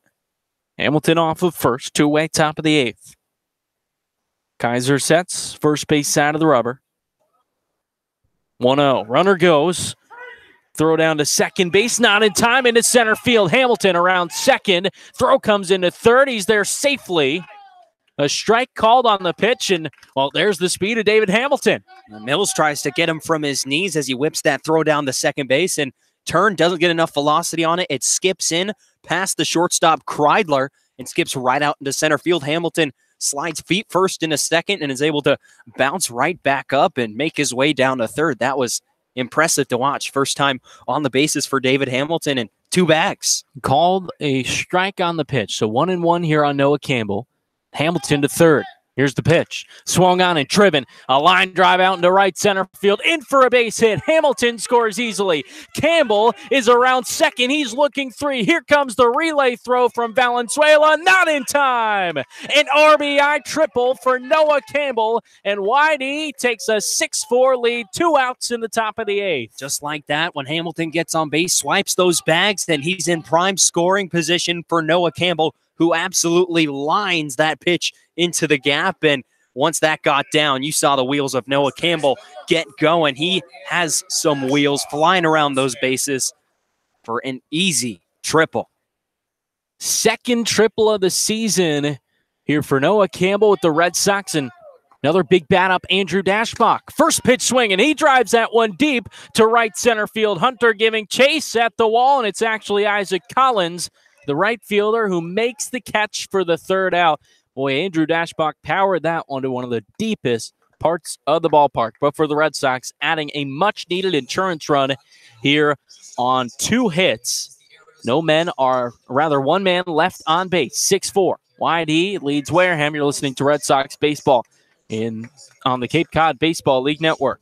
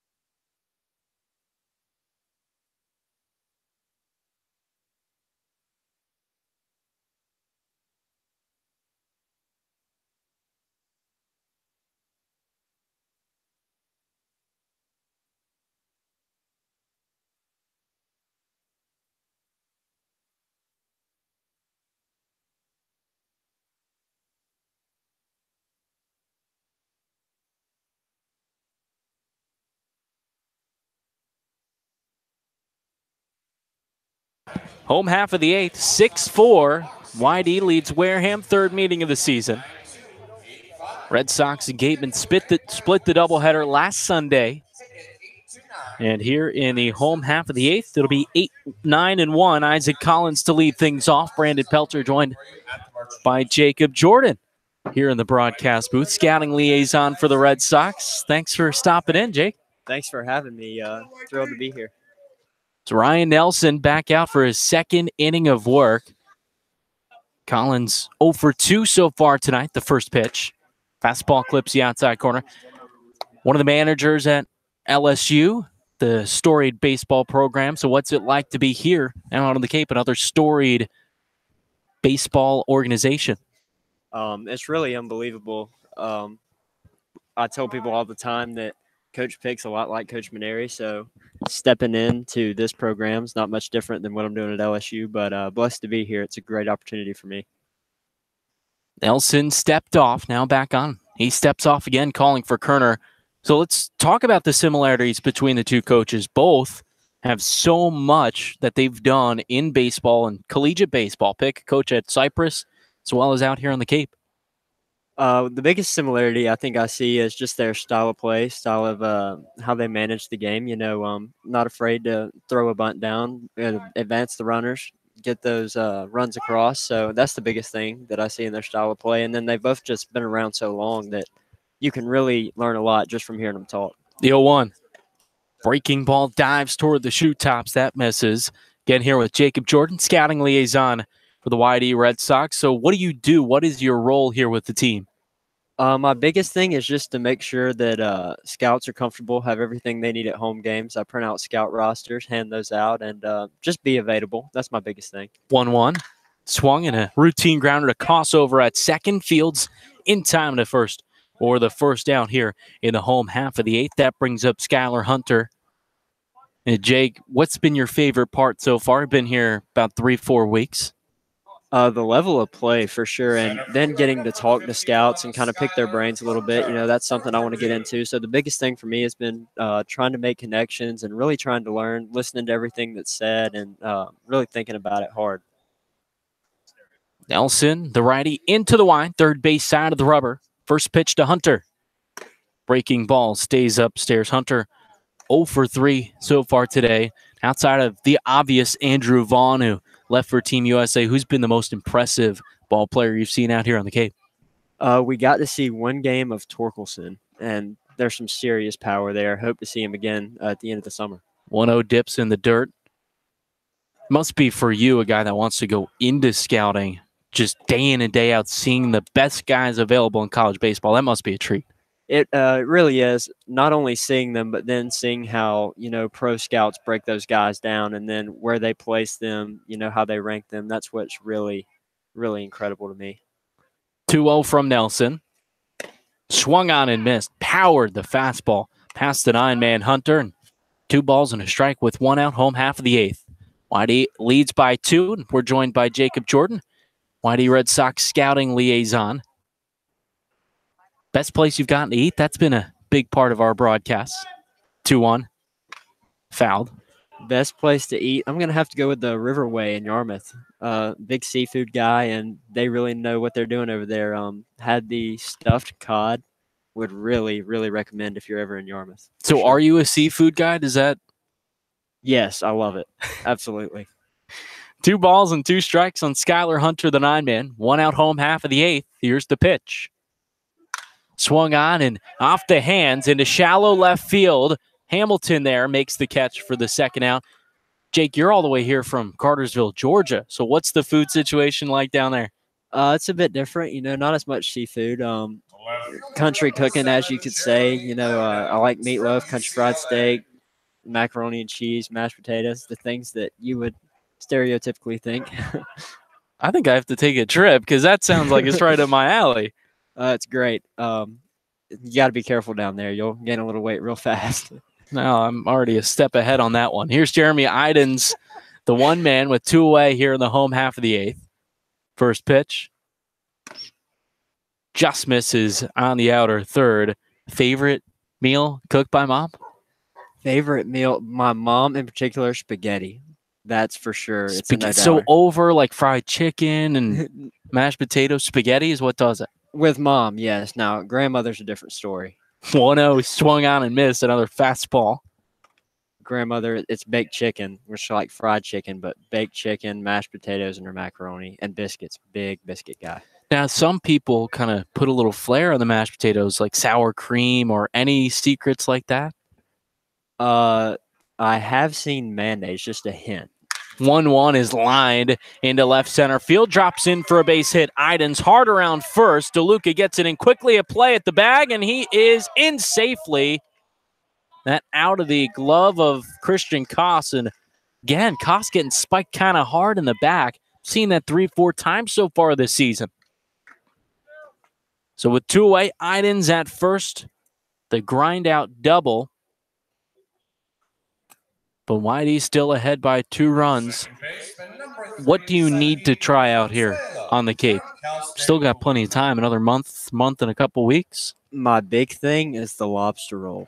That's what I got to have. Everyone keeps telling me. I had lobster mac and cheese the other day. Lived up to expectations, but the lobster roll, got to have it before I leave. Brings up Zahid Valenzuela. Had a career day, 3 for 4. 2 RBIs in there as well. With a short left-handed hitter. First pitch. Breaking ball called a strike. Now, after almost every single game, we go over to Pirates Cove. Right? That's been a big spot for us. Not faring too well for you, though. I always start off great. I choke a little bit, though. About the fifth hole, it all falls apart. I'll normally hit about a 6 or a 7, and then my night's over. 0-1 breaking ball stays upstairs. So just 5 holes for you to kind of choke it away, let the first 4 or 5 go to waste? There was one time that I made the front 9, and I was, I think, 2 under on pace for the course record. And then by hole 11, it was not even a shot that I was going to break it. How does Cape Cod mini golf line up to Cartersville, Georgia mini golf?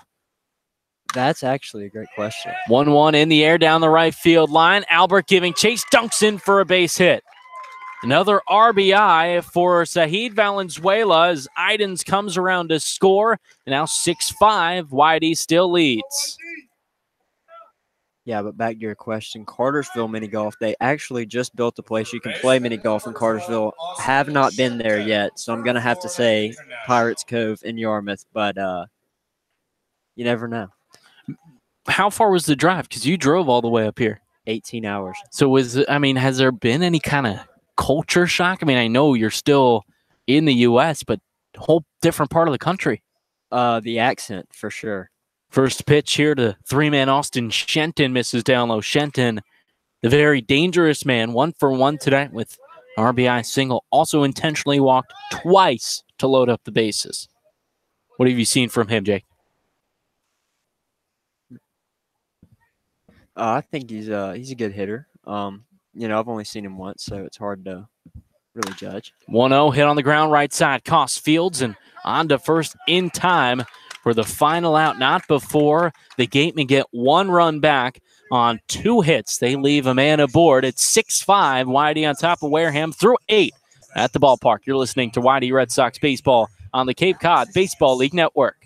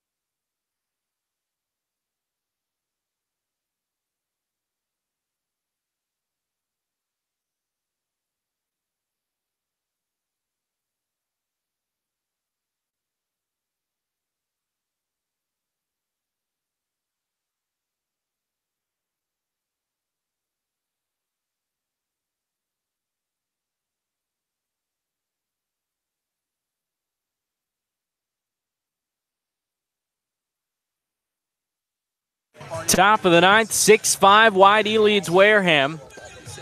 And YD, a good opportunity trying to add another run after the Gatemen got a run back in the 8th. Thanks to Zahid Valenzuela, RBI single with 2 outs. Scoring items. Here's 4, 5, and 6. Quinn Cotton to lead off the inning. Brandon Pelter, TJ Mathewson back after getting a little break there. Thanks to Jacob Jordan for joining us last half inning, getting some good insight from the scouting liaison. First pitch chopped off the plate right back to Kaiser. Pitcher at the base of the mound throws on to first in time to retire Cotton. That now we got a line of people standing behind us waiting to get on the microphone again. Oh boy, we started, I don't know if we want to go down this road. We certainly don't have enough time today, but plenty more baseball games ahead of us. Yeah, absolutely. It's game number 18 of the season here out of 44 in the regular season. It's Reese Albert up with an out in the top of the 9th, the first pitch. Fastball misses up and away. Yeah, for Albert, it's probably his last opportunity to check in with a base hit, keep that streak alive of multiple hits in a ball game. 4 games in a row entering today. 1-0. Fastball spotted at the knees. On the outer third, Albert does have the 5-game hit streak, but how impressive is that? 2 or more hits in the past 4 games. An opportunity to do it here, like you said, TJ. Yeah, it's just it just doesn't happen often. 1-1, breaking ball misses away. And it helps when you're a guy like Albert who's just so locked in at the plate. 407 average in his last 10 games. I mean, you can't be that surprised. 2-1, up high and away. 3 balls and a strike with an out. Here in the top of the 9th, on Reese Albert. Reached on the E4 in addition to the RBI single. 3-1. Swung on and missed. Powered a fastball around the letters past him. Certainly also helps for Albert in this 5 spot, being behind Dashbach and Cotton, who tend to reach base. Payoff pitch. Line right in our direction. Fan says right in the dumpster. Off the school behind us. Boy, Gary Wilson back there. He said he tried to make the catch. Gary, one of the super fans for the Red Sox. 3-2. This one spoiled foul again. Boy, lucky we're on top of the dugout on the third base side, on top of Whitey's dugout. We have screens surrounding us. That one just missed our screen. Now, that might have been half a foot over that screen. Maybe. Kaiser, the righty, winds. Payoff pitch. Misses outside, ball 4. Albert is aboard with a 1-out walk here in the top of the 9th. Yeah, and I think that might end the streak for Reese, but reaches base for the 3rd time today, 2nd time safely, and a chance to get another insurance run. There's Johnny DeLuca again. DeLuca is 2 hits today, also reached on an E2. Ball bunted right out in front of the plate. Millis grabbed it and dropped it. Kaiser sets. First pitch. Called a strike on the inner third.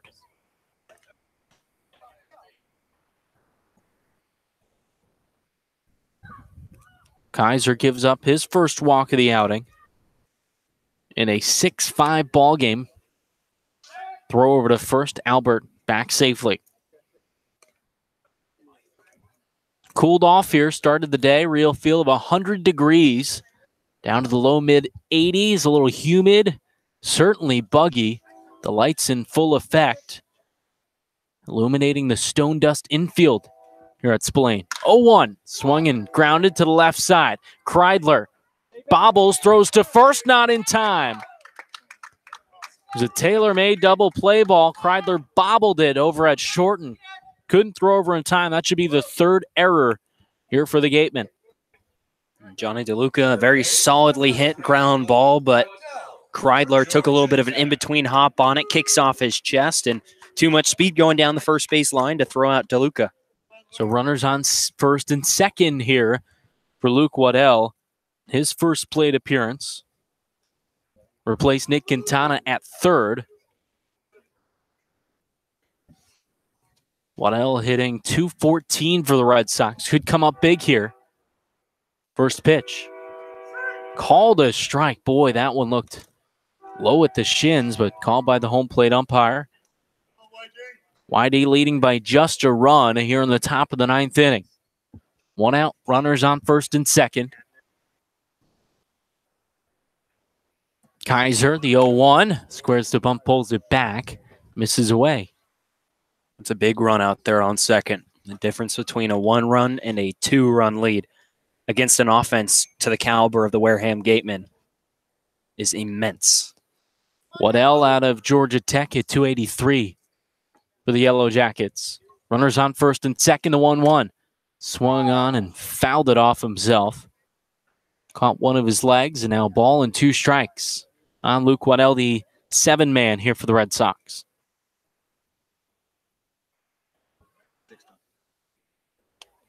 Teammates with Joey Bart, who is the 2nd overall pick this year. Kaiser sets first base side of the rubber. Righty peeks at second, 1-2. Swung on and down the third base line on the ground, but foul.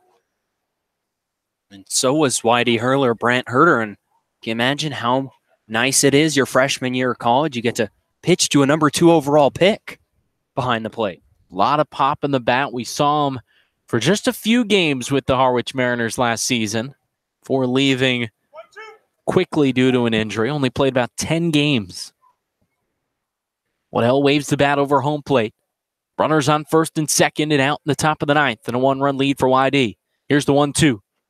Swung on, popped up right side. Right on that line, the first baseman Lockhart is there, and he makes the catch in fair ground for the second out. Now Christian Casa's up. 0 for 4. He's had a tough day at the plate, but prime opportunity to shift his day here. Number 4, Christian Cox from Cal Irvine. Red Sox with 2 runs in the 4th, 3 runs in the 5th, and a run in the 8th. For Wareham, they started the scoring out in the 3rd, then put on 3 in the 4th, and added 1 more in the 8th. 6-5 YD over Wareham. First pitch to Koss. Swung on the ground, left side, diving stop by the third baseman, Shenton. He doesn't have a play. In and out of the glove, diving to his left for Austin Shenton. Now the base is loaded with 2 outs, and the 9-man Adam Kerner is up. Ball hasn't left the infield this inning, and YD has the bases loaded. Now you really got to cash in with just 1 run at least here in the 9th inning, just 90 feet away, and we're going to see if Adam Kerner actually now. Yep, there is Adam Kerner hiding behind the light pole right next to home plate, but see if he can cash in on an insurance run. He's been clutch earlier this week. We're going to see if he can continue that. So they'll give Koss the infield single. That'll help him out. His first hit of the day. Now the bases loaded with 2 outs in the top of the 9th for Adam Kerner. YD an opportunity to extend their 1-run lead. First pitch. Swung on and missed. Waved at that one. Was on the outer 3rd and off speed.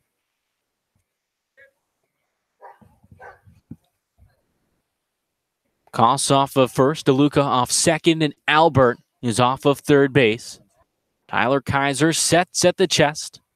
Here's the 0-1.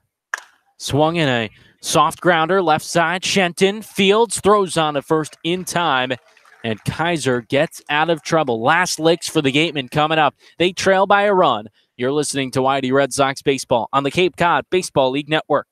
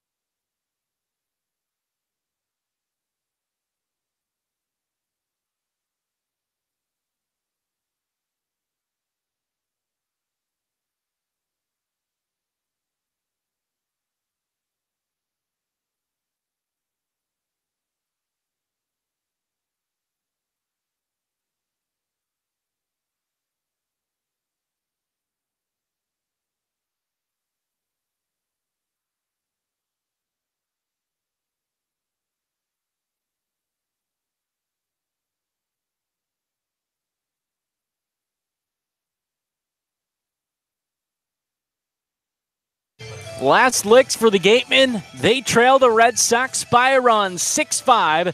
And Ryan Nelson out for his 3rd inning of work. We saw him do it in his last outing and ended up in a W. Yeah, 5 strikeouts for him Wednesday at Harwich, going the 9th, 10th, and 11th innings. And here today against the potent Wareham Gateman offense, looking to get the final 3 of 9 outs he's sent out here by Scott Pickler to get. 4, 5, and 6 due up for Wareham. Drew Millis, the catcher, leads things off. He's 0 for 4 tonight. Did reach via the E6, and at this point, any way aboard will get the job done. Yeah, for a guy like Nelson, who has the best strikeout stuff on this YD staff, trying to score against him is going to be hard enough when he's up there pumping 95 with a hard breaking ball. Nelson working here from the stretch. Nobody on. Bottom of the ninth and a 1-run lead on for the 3-inning save. Nelson, the 6'6" righty, set to the belt. First pitch. This is in the dirt. Millis thought about swinging and stopped himself. Millis out of Missouri State. Hit .321 for the Bears. Led the team in average and also with 61 RBIs. Nelson sets. Here's the 1-0 offering. Fastball upstairs. He's behind 2 balls and no strikes. Wareham started out the scoring in the 3rd inning with a run, then added 3 more in the 4th. A run in the 8th. YD responding.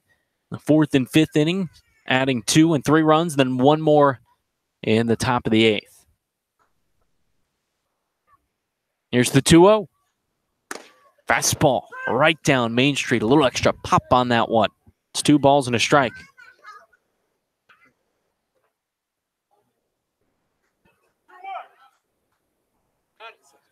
So 2 balls and a strike here on Drew Millis to lead off the home half of the 9th. Gateman looking for a run to tie things up at 6. Nelson, the 2-1. Swung on and fisted down the left field line foul and almost hits the uprights that are out of play down the line and left. Yeah, if he has enough curve on that one, he might be able to curve it in for a field goal. You heard me right. That's a pair of uprights like a football field. Another pair are past the center field fence. So 2-2. No outs, bottom of the 9th. Drew Millis, the leadoff man here for the Gatemen. Nelson, the righty, set to the belt. The pitch. Just spoiled foul. Fastball up around the letters. Millis somehow got to it. That's Ryan Nelson's one of his favorite strikeout pitches, either the high fastball or the curveball darting out of the strike zone. We'll see if he changes his eye level even more and just goes up a couple more inches, get him to chase. Nelson, a win in his last appearance for YD, pitching 3 innings into extras for a 3-2 win over Harwich. Here's looking for the save. So far for the Red Sox, pitched 2 innings. So it'll take 3 innings here, and if he can get through it, he'll get a save. The righty sets. 2-2. That one grounded foul up the first base side, off the end of the bat. Nelson with that breaking ball there. A little more deliberate in the 9th, taking his time out there on the mound. Yeah, a little less pressure with no one on base, but still just have that 1-run lead. Lengthy battle to start out the bottom of the 9th. This will be pitch number 7 in a moment. The 2-2 offering. Swung on and driven into right center field. DeLuca to his left, settles under it, makes the catch for the first out. So much space in the outfield. Nelson able to get that fastball just in enough on the hands of Millis that he's able to sky it out to right center field, just not the same carry on it. DeLuca with good speed in center, able to settle under it with plenty of time. Here's Lyle Lockhart. 1 for 3, reached and scored via the single, also walked in the 7th. Lockhart, another hitter from the left side. Nelson already peering into Kerner as Lockhart just stepping into the box. Nelson sets, Lockhart is ready. First pitch. Called a strike. Lockhart with full head of hair covering that up. You couldn't tell by the helmet, but boy, when he had it off, curly hair, really long.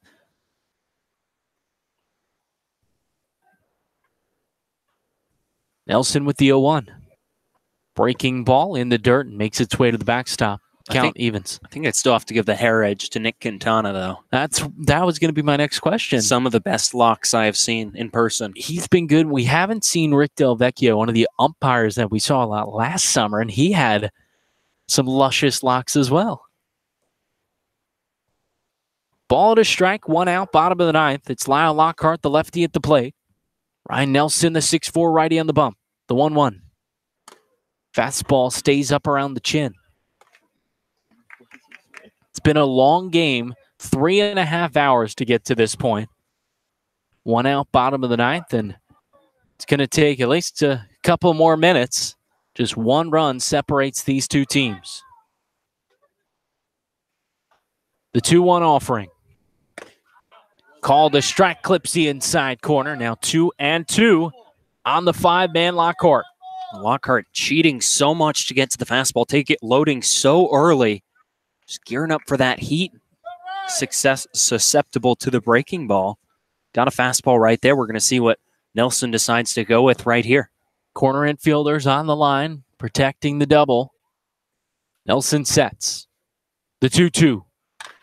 This one nubbed up the first base line. Dashbach fields and steps on the bag. Somehow that's a foul ball. He got a piece of his foot.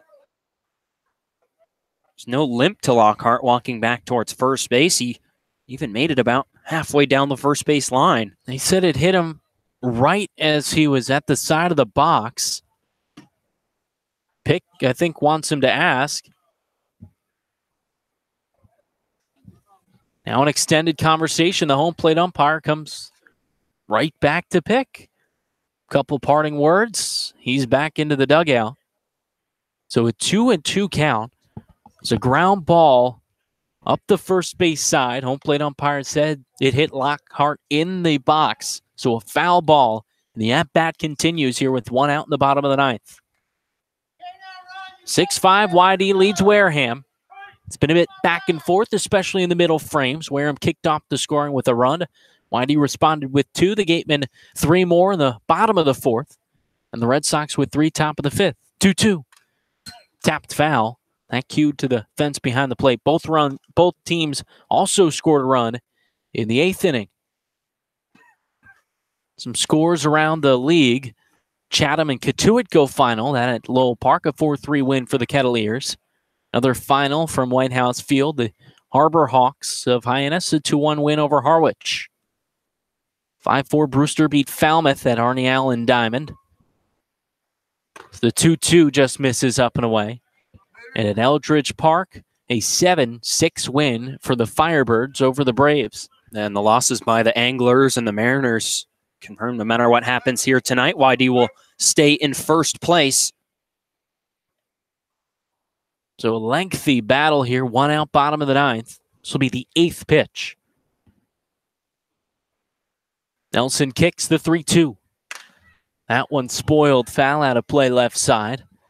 The count remains here with 1 out in the bottom of the ninth. Lyle Lockhart is at the plate. 1 for 3 tonight. Brandon, you're mentioning how fast these games go. Longest game tonight, 2 hours, 47 minutes between the Kettleers and the Anglers, and that game went 11 innings. Oh, we're past that point, that's for sure. Into the 3.5-hour mark. 3 balls and 2 strikes on Lockhart, switch hitter from Houston. Payoff pitch. Fastball low and in. Lockhart jackknifes out of the way. He's aboard with a walk. Just it out in the bottom of the ninth. Now here's where you got to be wondering if the fatigue might be settling in for Ryan Nelson. Despite getting the out on Millis to start the inning, that was a lengthy at-bat, and another lengthy at-bat with Lockhart, and loses him on the walk. See if he can bear down and get a double play ball. Paven Parks steps up here. Nelson at 42 pitches rather, for the Red Sox. Parks today walked and came around to score. He's 0 for 3. Gateman trailed by a run, bottom of the ninth. The first pitch swung on and popped up a mile high in the infield right side. Cost the second baseman drifting around. Settles under it. He makes the catch for the second out. The Gateman now down to their final out. Well, you can't get a ground ball double play, and you can't get a strikeout. That's the next best option. Christian Koss settles under it for an easy catch. Nice pitch by Nelson. A fastball at the top of the strike zone. It'll be a pinch hitter, Oliver Dunn, into the box. One of the Utes Hit .319 this past season.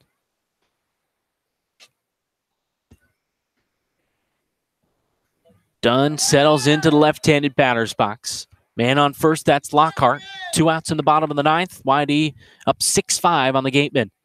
First pitch. Misses up and in. Runner faked going from first. Didn't draw a throw, though, from Kerner, who thought about it. Dunn hitting 100 on the season. 3 hits and 30 at-bats. Nelson sets third base side of the rubber, just below the belt. The 1-0. Fastball misses down low. We're used to seeing so much strikeout power from Ryan Nelson. This outing, through 2 2/3, just 1 K.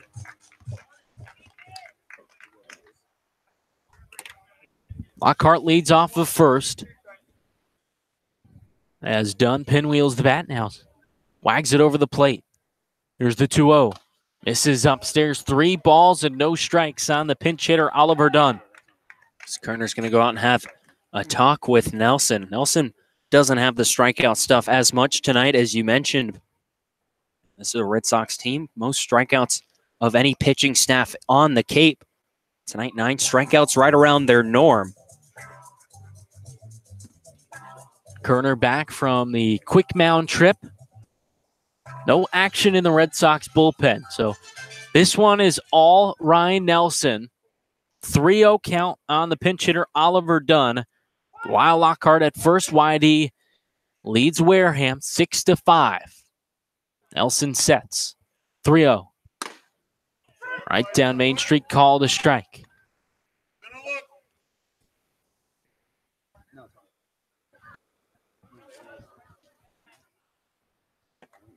If you're Oliver Dunn at the plate, are you sitting fastball in this, TJ? Yeah, absolutely. If I'm Nelson, I got to try and stay around the zone. Why not the fastball? 3-1. This one driven to left field, but shallow. Cotton in, and he makes the catch for the final out. The Gatemen leave 1 man aboard. But no runs in the ninth. A save for Ryan Nelson, his first of the season. A 6-5 win for the YD Red Sox over the Wareham Gatemen. And a really good win for YD after last weekend. Wareham coming to Red Wilson and absolutely hammering them in Game 1, 10-4. And they've responded with a pair of wins against the Gatemen, 4-3 last Sunday in the last leg of the doubleheader. And then today, here at Spillane, a good 6-5 victory. This is a team, the Gatemen, who have lost a grand total of 1 time at Spillane coming into this contest. Make that 2. YD, a big win here to kind of keep that mojo going. 2 days ago, a 5-2 loss at Chatham, then bouncing back with a 4-1 win over the Kettleers. And here, a hard-fought 6-5 victory. The final line for the Red Sox, 6 runs on 10 hits, 2 errors. The Gatemen, 5 runs on 8 hits. They made 4 errors here tonight. Trent Denholm, the winning pitcher, out of the bullpen for the Red Sox. Tyler Ahern gets the loss, and Ryan Nelson, his first save of the season.